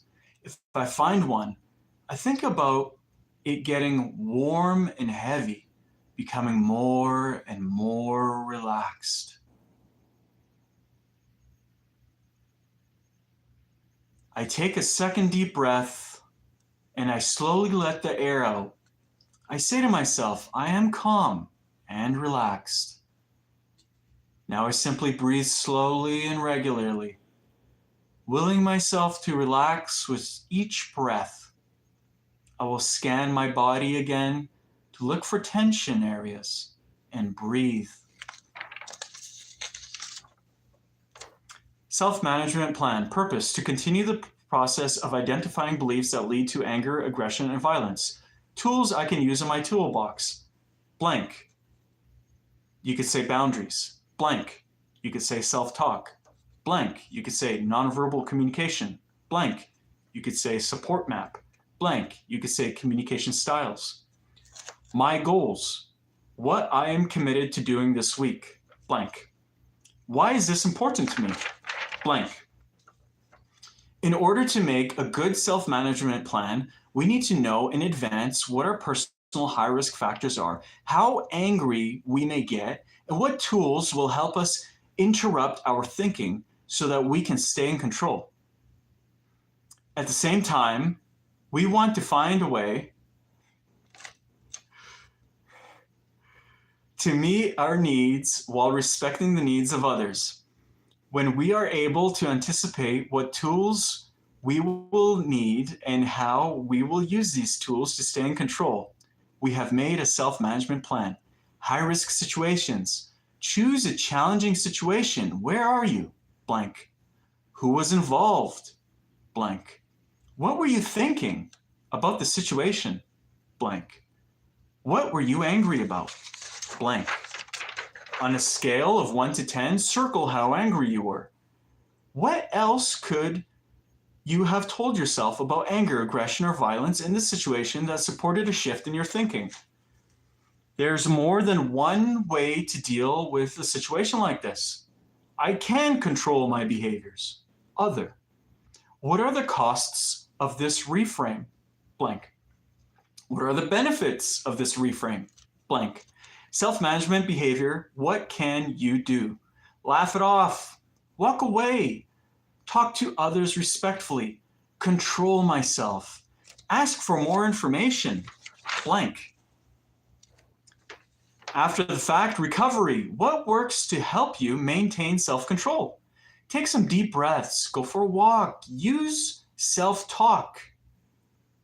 Someone else helping me calm down, or just do nothing, let it pass.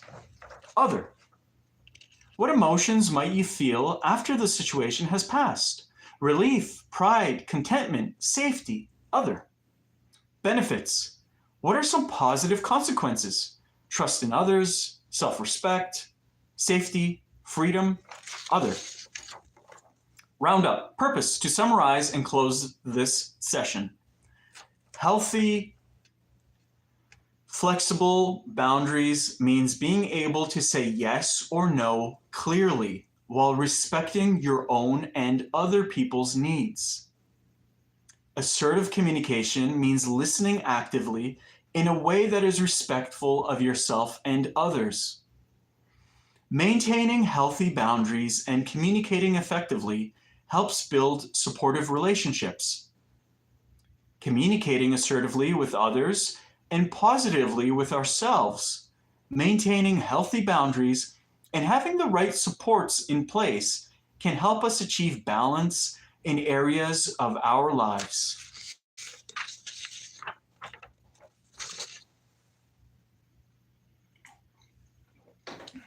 Session 9, problem solving in high-risk situations. Session 9 overview, purpose, to identify high-risk situations and learn about problem solving. In this session, we will use a risk assessment chart. Practice using 8 steps problem-solving model. Choose coping thoughts to use after a problem is resolved or unresolved. Create a high-risk situation self-management plan. Bud's bad day. Purpose, to use a story to prevent risk factors that lead to aggressive or violent behavior. Bud got a job a month ago, working as a janitor in an ununionized shop. The job was not that great. Bud spent 8 hours a day packing up other people's garbage, but the pay was good. This past week has been a rough one. Bud's foreman was in a lousy mood and yelling at Bud several times in front of the other guys for his breaks being too long. He called Bud a slacker, and by the end of the day, it had become his nickname. Bud did not like his foreman because he always seemed to be in a sour mood, and he reminded him of his least favorite teacher from grade 8. To make things worse, Bud hurt his back while trying to move one of the garbage bins. He did not report the injury because his foreman was already on his case, and he was beginning to worry about losing his job. It was Friday and payday, so Bud decides to put the whole week behind him. He decided to go out to the pub for dinner with a couple of the guys from work. He did not have a real problem with the booze, and as his dad always said, a couple of cold ones will cure what ails ya.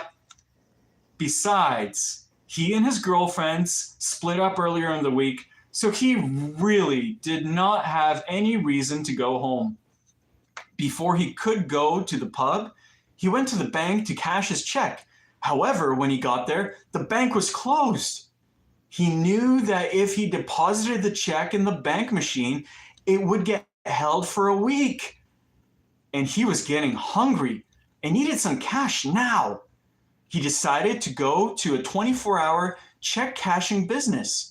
He knew it was a ripoff and would cost him, but his bank was hurting. His back was hurting, and he was hungry. And there did not seem to be any other solution. The girl behind the counter was really cute, and Bud tried to joke with her. She just gave him a dirty look, and she handed him his cash minus the business fee.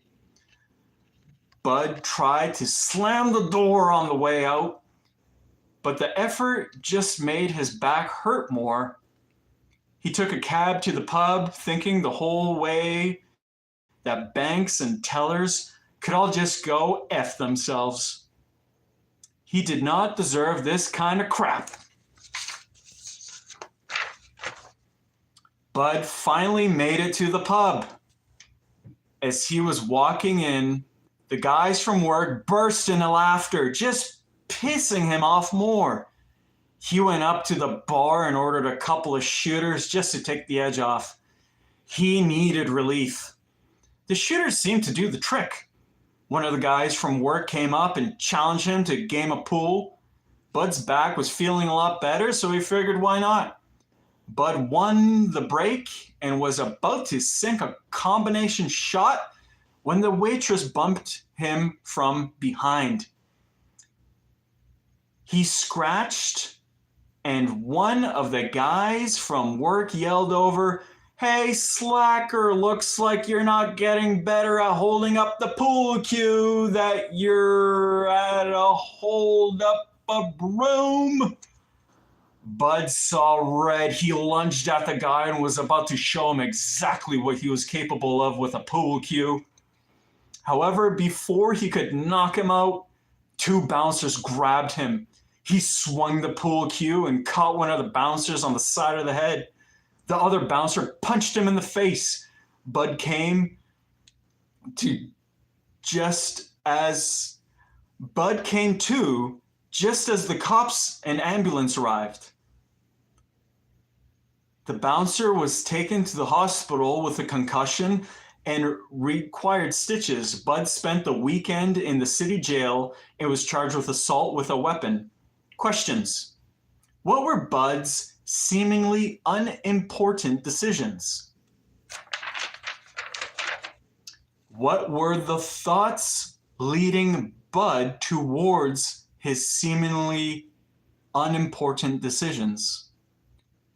What could Bud have done differently?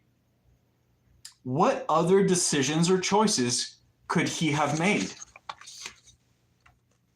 Bud's bad day risk assessment chart. Purpose: to categorize Bud's triggers and risk factors. From 0 to 100, 0 being calm and 100 being violent. Closer to calm is the green flag, then it goes up to the yellow flag, and then it goes up to the red flag. First column is things outside our control, situations and other people's behavior. I would personally put that around 70. It's sort of a yellow-red flag. Things within our control, thinking, emotional, physical sensations. I will put that up around 100. It's quite the red flag. Outcomes in our control, our decisions and behavior. It's just, again, right below a red flag. High risk factors. The X shows where Bud's placed himself in each category. The higher the number, the higher the risk factor. So he placed himself really high, but in actuality, he should have placed himself much lower. Personal risk assessment chart. Purpose: to determine the chart personal risk assessment factors. Think of a time when you made a seemingly unimportant decision that led to aggressive or violent behavior. Recall the events that led up to a decision and then complete your own risk assessment chart. From calm to violent, 0 to 100, green flags, yellow to red. Things outside our control, situations and other people's behaviors.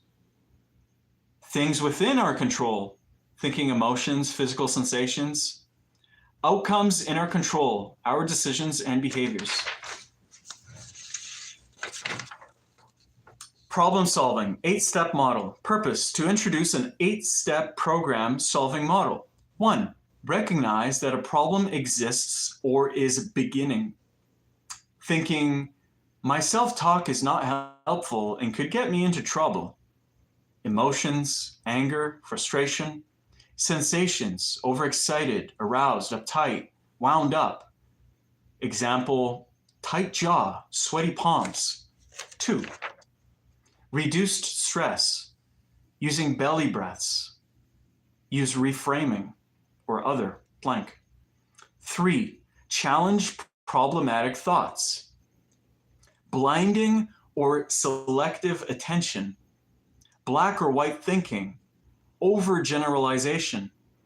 personalizing or blaming, magnifying or minimizing, mustizing and shoulding, people damning or labeling. 4, make a problem statement. What is the problem that needs solving? What are the observable factors? What is the impact to yourself and others? 5, come up with solutions. Refocus the problem, not the person. Brainstorm as many solutions as you can. 6, weigh the consequences and choose an alternative. Which solution would result in the best outcome? Which option has the best gains and fewest costs, now and in the long term? 7, act. Do the thing that made the most sense in step 6 when you were weighing the consequences and chose an alternative. Act. 8, evaluate the outcome. Size up how things worked out. If the problem was solved, what did you do to solve it? If the problem was not solved, what did not work? What can you do differently next time? Again, the 8-step model is recognition that a problem exists, reduce stress, challenge problematic thoughts, make a problem statement, come up with solutions, weigh the consequences and choose an alternative, act and evaluate the outcome. Problem solving, Curtis's example. Purpose: to present problem solving in the context of a story. 1, recognize that a problem exists or is beginning. Curtis knows he's feeling tense and is tired from a long day. He knows that the thoughts and physical sensations associated with fatigue and stress are risk factors for him. He has stopped off to grab a coffee at the shop across the street from his apartment. He's halfway through the coffee when he sees a guy backing into his car while trying to park. Right away, Curtis feels tension, can feel his thinking beginning to narrow, and recognizes that there's a problem. The other man's getting out of his car and beginning to look at the bumpers.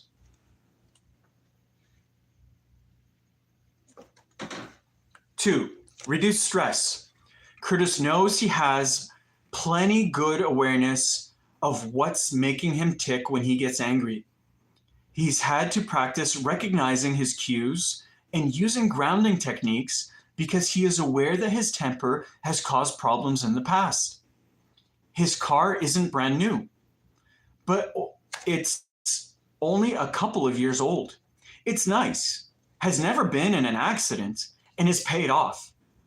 Relaxation alone will not work right now, so he tries thought stopping to make himself imagine a huge red sign popping up in front of his face that says stop. 3, challenging problematic thoughts. Curtis knows that he wants to let his anger take over, but is able to think clearly enough to know that he is probably magnifying when he hears himself saying, "The car is totaled."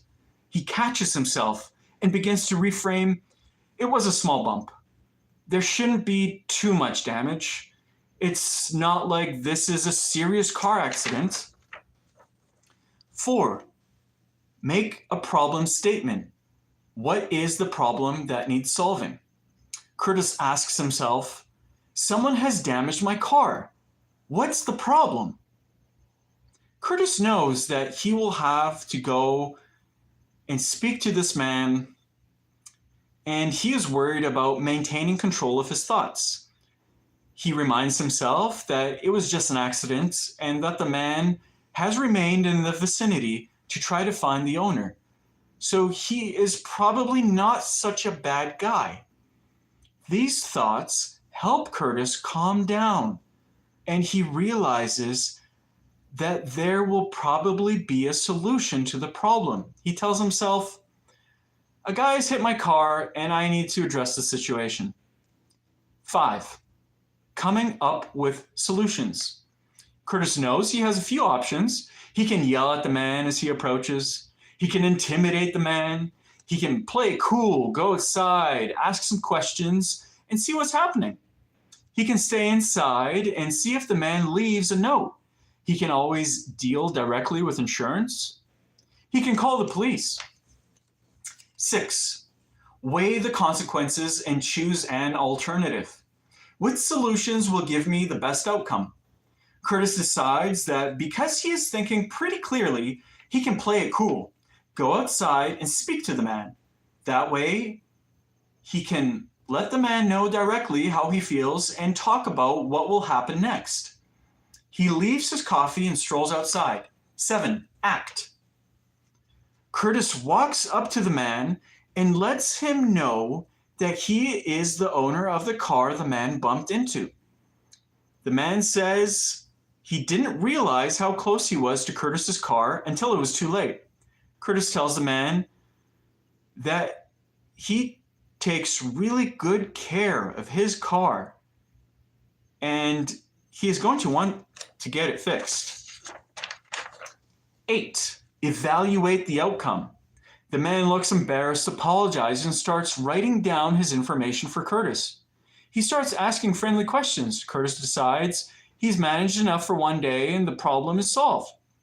He tells the man he does not really want to chat and would appreciate just getting the information so he can leave. Once Curtis has exchanged everything and has what he needs, he gets in his car and heads straight to the gym. As he is driving, he congratulates himself for handling a really tough situation. It was a good outcome for everyone. He's got the weekend to look forward to, and his car will get fixed. Practical problems. Purpose. To practice using the problem-solving model. 1. You approach a friend to ask for $20. He turns you down and starts to walk away. You're really angry because he is always asking you for money. 2. You overhear someone saying bad things about you when they thought you weren't listening. You may be feeling devalued, degraded, alienated. When you approach the person who was speaking, they quickly change the subject. 3. Your appointment with the case manager probation officer has been canceled. This appointment was not for approval of a specific request or pass you had applied for. This appointment was for approval for special request or pass you had applied for. It was important. Now you will have to wait longer to find out the status of your request, and you were not given another appointment date. Things are left up in the air and you feel frustrated and disappointed. 4. You have found a job, but the employer is not willing to become involved with the system and does not want to speak with your probation officer. Your probation officer says they will need to confirm and monitor your employment with the employer. You become angry, feeling that everyone is out to get you, making it impossible for you to attain your goals. 5. Your partner will soon be giving birth to your first child. You have been granted a temporary absence to be present, but have lost this privilege due to an incident you were involved in inside the jail. You are angry, feeling that things were deliberately done to prevent you from being guaranteed this temporary absence. 6. You are working in a kitchen and someone has left one of the burners on. When you reach to lift the pot, it is now very hot and you burn your hand badly. You are angry. You have been burned and your hand will now lose. You are angry that you have burned your hand and will now lose pay while your hand heals. Practice problem worksheet. Recognize that a problem exists. Reduce stress. Challenge problematic thoughts. Make a problem statement. Come up with solutions. Weigh the consequences. Act. Evaluate the outcome. There's a diagram. Choose your path. Purpose. To continue the process of identifying beliefs that lead to anger, aggression, and violence. People, places, things, events, outside cues. They lead to problematic thoughts, emotions, sensations, inside cues. You have a decision. 1. We practice thought stopping and coping thoughts. We manage the emotions. That leads to coping behavior. That leads to what were the outcomes? Did it get us closer to what we want? What did we learn? Or from the people, places, or things, the outside cues that led to problematic thoughts, emotions, sensations, the inside cues. If we went with the decision 2, thoughts continue and we don't practice our skills. That leads to problematic behavior, and that leads to what were the outcomes? Did it get us closer to what we wanted? Did we learn? What did we learn? Coping thoughts. Purpose: to choose coping thoughts. When the problem is resolved, place a check mark beside the thought listed below that would continue to work for you when the problem is resolved, or you are coping successfully. I handed that one pretty good. It worked. That was not as hard as I thought. It could have been a lot worse. I could have gotten more upset than it was worth. I actually got through that without getting angry. When I do not take things too seriously, I am better off. I can get my needs met without hurting anyone. I'm doing better at this all the time. Other blank. When the problem is unresolved, place a check mark beside the thoughts listed below that would continue to work for you when the problem is not resolved. Forget about the aggravation. Thinking about it only makes me more upset. These are difficult situations and they take time to straighten out. Try to shake it off. Do not let it interfere. I will get better at this as I get more practice. Remember, relaxation is a lot better than anger. I can laugh about it. It is probably not so serious. Is there anything I can learn? Staying calm keeps me balanced, which is more important than this problem. Other blank. High-risk situations, self-management plan, purpose: to create a plan that will be integrated into the tools present thus far. Tools I can add to my toolbox. Blank. My tools. What I am committed to doing this week. Blank. Why is this important to me? Blank. List 2 high-risk situations for you. Each example should be a situation where coping is difficult. Situation 1, blank. When this happens, what can you say to yourself, coping thoughts, to make this situation less stressful? Blank. When this happens, what can you do, coping behaviors, to make it more likely that the situation will end peacefully? Blank. Situation 2, blank. When this happens, what can you say to yourself, coping thoughts, to make the situation less stressful? Blank. When this happens, what can you do, coping behaviors, to make it more likely that the situation will end peacefully? Blank. Grounding exercise.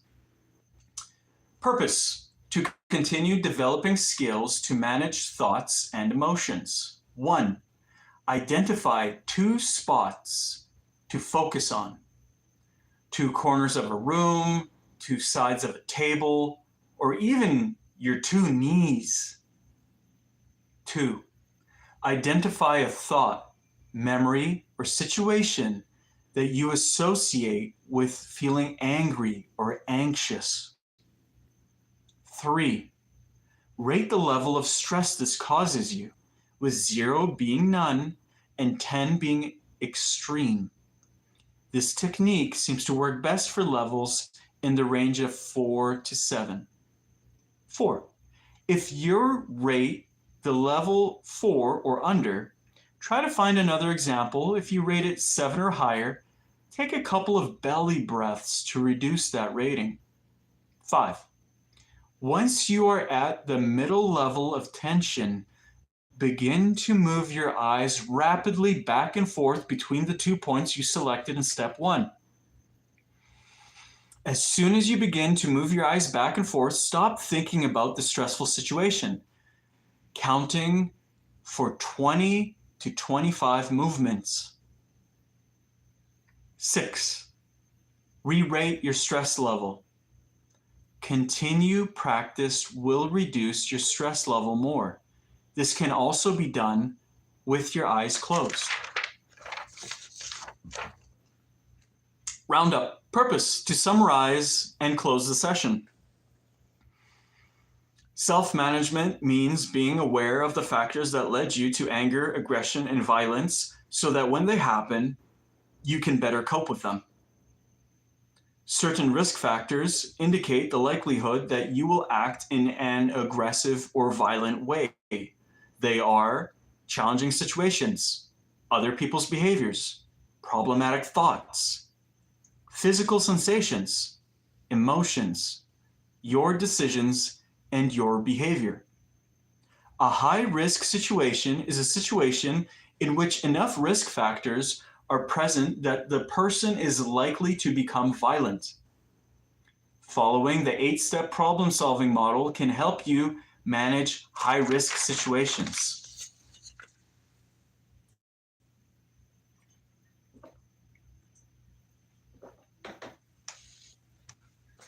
Session 10, lapse, relapse, and closure. Session 10 overview, purpose: to complete a plan for the future, to say goodbye. In this session, we will discuss lapse and relapse, review self-management, and living in a peaceful way, and the plans, such as this course. Self-management and living peacefully. Purpose: to highlight the reasons for developing and maintaining a self-management plan. Living in peace is being aware of the factors that result in aggression or violence. Then, if these situations occur, we can cope with them without negative consequences to ourselves or others. How can living peacefully and managing stress with a plan benefit me? I will have an honest answer to the question of how likely I am to become violent. I will know what my patterns of anger, aggression, and violent behavior are. I will know what my high-risk situations are. I will know what I am likely to do when I start to get angry and continue to escalate. I will have a personal plan for acting. I will have a personal plan of action for dealing with my high-risk situations. I will feel more confident, feel more in control, because I have reviewed the course and established a plan. I will be prepared to handle situations, thoughts, sensations, and emotions that may lead to anger, aggression, or violence. No two self-management plans are the same. My plan is custom designed for me, by me. It is my life. It is up to me to manage it. Choice and responsibility. Purpose: to discuss choice and responsibility. One of the key messages throughout this program has been that you will consistently find choice points whether you are in a stressful or high-risk situation. It is up to you to choose to manage your thoughts, sensations, emotions, and behaviors. High-risk or stressful situations lead to either coping thoughts, problem-solving behavior, or high-risk or stressful situations lead to problematic thoughts, anger, aggression, and violent behavior. What is your choice? Living peacefully. This program example. Purpose: to provide an example of a self-management plan. 1. When I am in a high-risk or stressful situation involving blank, being in a bar and someone hits on my partner. 2. I can reframe my problematic thinking by saying to myself, as in session 4, I'm not taking this personally. I can deal with this. 3. I can reframe my beliefs that lead to violent thinking. Session 4, getting angry and losing it is not going to help right now. 4. I can deal with the situation by using the coping thought of session 4. I can stay calm and deal with this. 5. In this situation, I know I will feel the physical sensations of session 6. My heart will be pounding. 6. I will feel emotions such as, in session 6, nervousness, jealousy, fear, or irritation. 7. If I am reacting too strongly, I will feel my last physical cue before violence, which is session 4, my fist clenching. 8. I can say to myself, my last chance coping thought, as in session 4, I need to calm down and get out of here for a few minutes. 9. If this does not work, I can use session 4, thought stopping or interrupting, by picturing a steel wall coming down in front of me. 10. If this does not work, I will, session 7, take a time out and go for a walk. 11.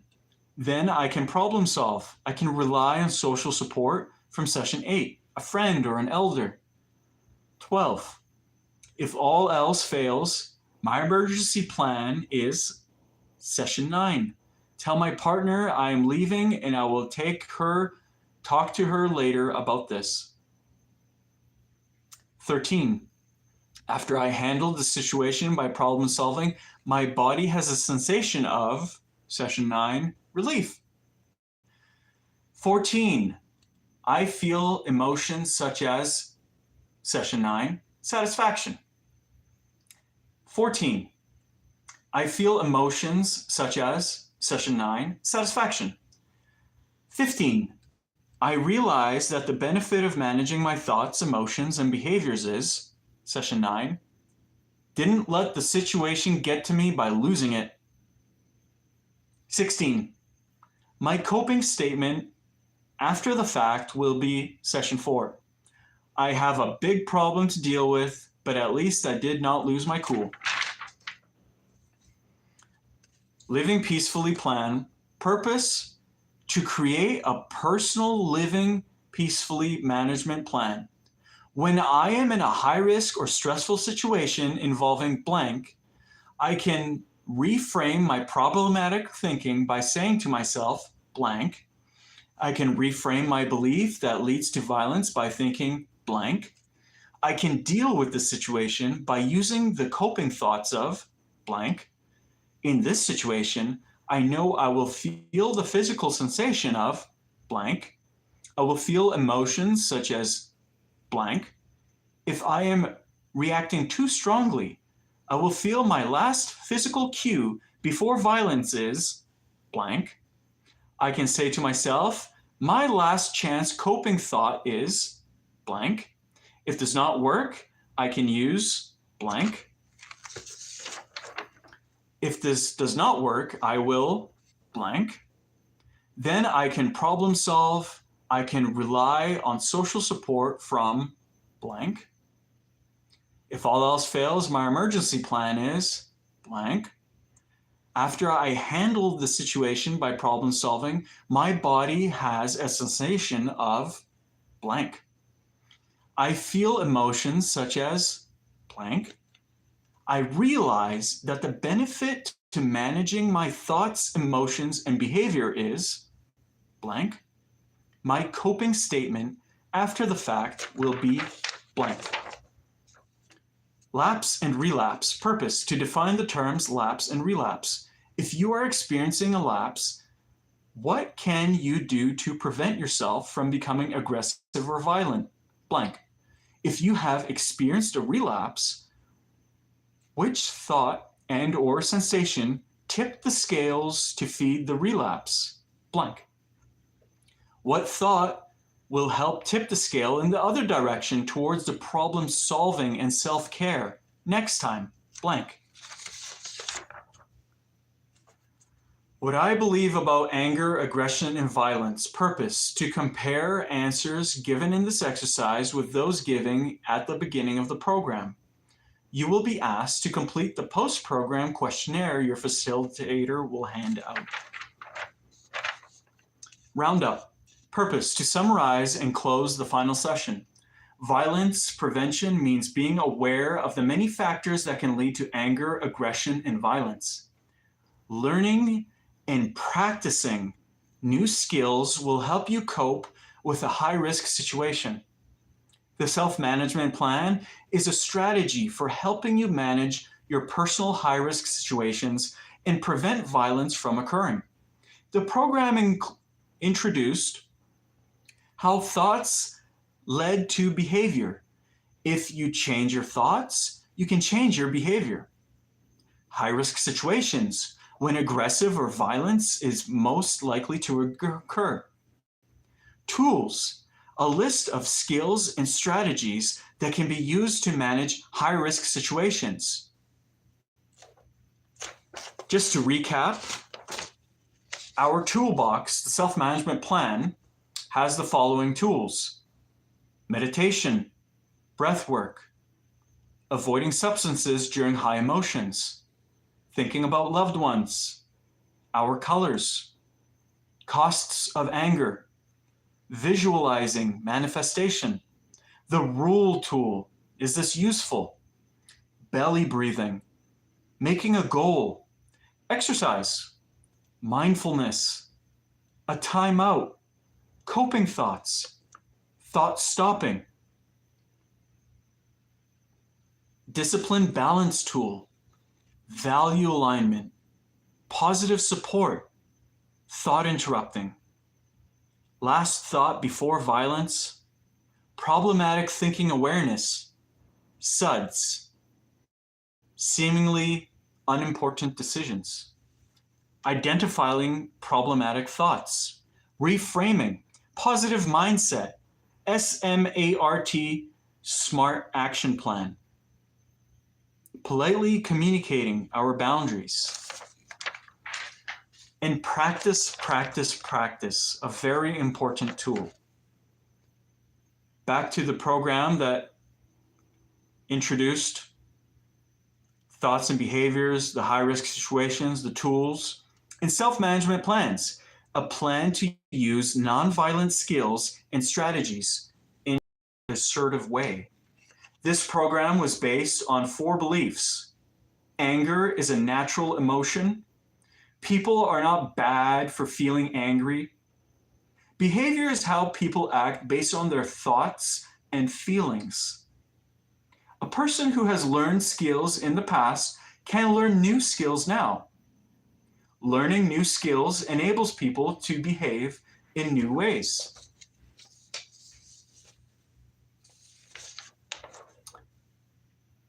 Appendices.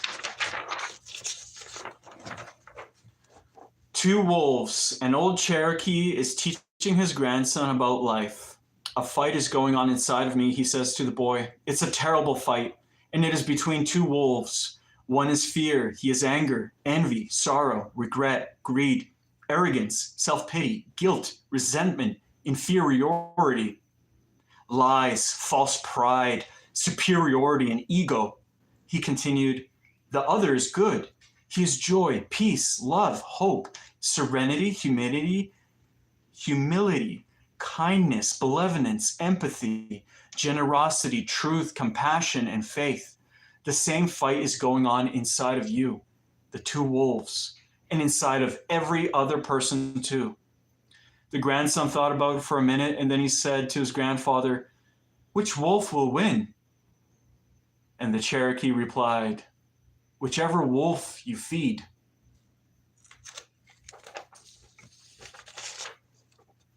Smart steps to achieving goals. Specific, measurable, acceptable, realistic, time-framed steps.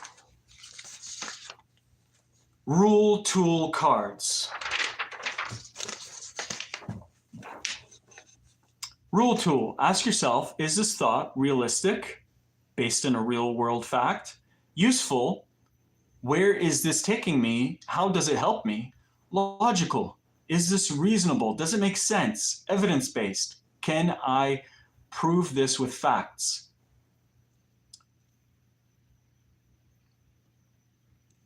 The most important part of the rule tool is the you. Is this useful? Where is this thought taking me? Is it helping me achieve my goals or taking me in the direction I want to go?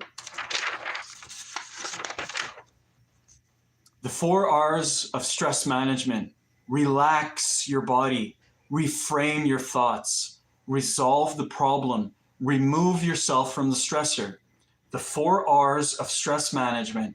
Relax, reframe, resolve, remove. 8-step problem-solving model. Recognize that a problem exists, reduce stress, challenge problematic thinking, make a problem statement, come up with solutions, weigh the consequences and choose an alternative, act, evaluate the outcome. Short grounding exercise. Relax, take a deep breath. Look at the room around you, focus on the size of the room, focus on the color and texture of the walls, notice the height of the ceiling, notice the lights, notice the windows, if there are any, look at the doors, look at the furniture, pay attention to any pictures on the walls or objects in the room. Think of today's date, think of what time it is, think of what city you're in. Now focus on yourself, think of your name, think of your age. Think of the grounding activities you've done recently. That completes the program. I want to end everybody off with remembering that individuals from all species are just that. They are individuals. They are not objects. They are not commodities. They are not, as we call them, animals. This mythical meat sack that is supposed to be exploited. The things that we do to the most vulnerable and innocent individuals who are from the non-human species are the most cruel and violent things that we do. There's nothing more evil that a human being can do than pay for what the individuals from the other species are going through. They all have personhood. They're all aware and self-aware. They have desires and thoughts and feelings. They know exactly what we are doing to them, and they do not deserve it. They are sentient. They have a brain, a central nervous system, and pain receptors. Unlike plants, they deserve dignity, rights, freedom, and respect, to be treated in the spirit of brother and sisterhood. Also, human beings are herbivores. You could look at the big influencer right now, Brian Johnson. He is the most measured and healthiest human being on the planet. His biological speed of aging is 0.48 for every 1 chronological year, meaning that he only ages 6 months for every year. He is vegan. It is because we are herbivores. We are plant eaters. Our ancestors are monkeys, herbivores. Our cousins, bonobos, chimpanzees, and great apes and gorillas, they are herbivores. We humans see in full color, have brains that run on sugar, have long intestines, have short, broad, flat, blunt teeth, roll our jaws side to side. We get sick and we die if we eat meat right away or slowly over time, even after we cook it.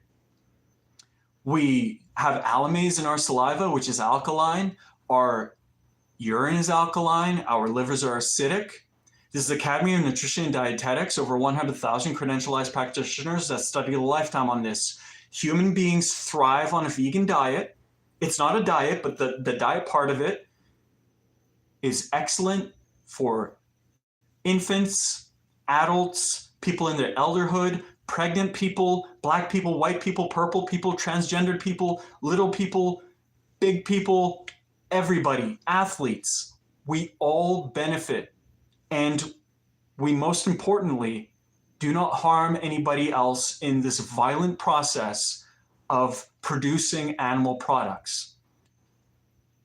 This is the Harvard Nun study, the Oxford Vegetarian Meat Eaters study, 7-Day Adventist study 1 and 2, all the debates that Vegan Gains does. You definitely want to look into this stuff. Watch Dominion.com. Listen to Gary Yourofsky's The Best Speech You Will Ever Hear. YouTube Dairy is Scary. Subscribe to me, Street Vegan. Talk to me. Call the vegan hotline, Challenge 22. It is incredibly important for the whole world to recognize these two simple facts. Humans are herbivores. We don't need anything from anybody else's body because the earth provides everything we need with plants. And every individual from all species are individuals. They deserve to be treated with respect. So please go vegan. Thank you.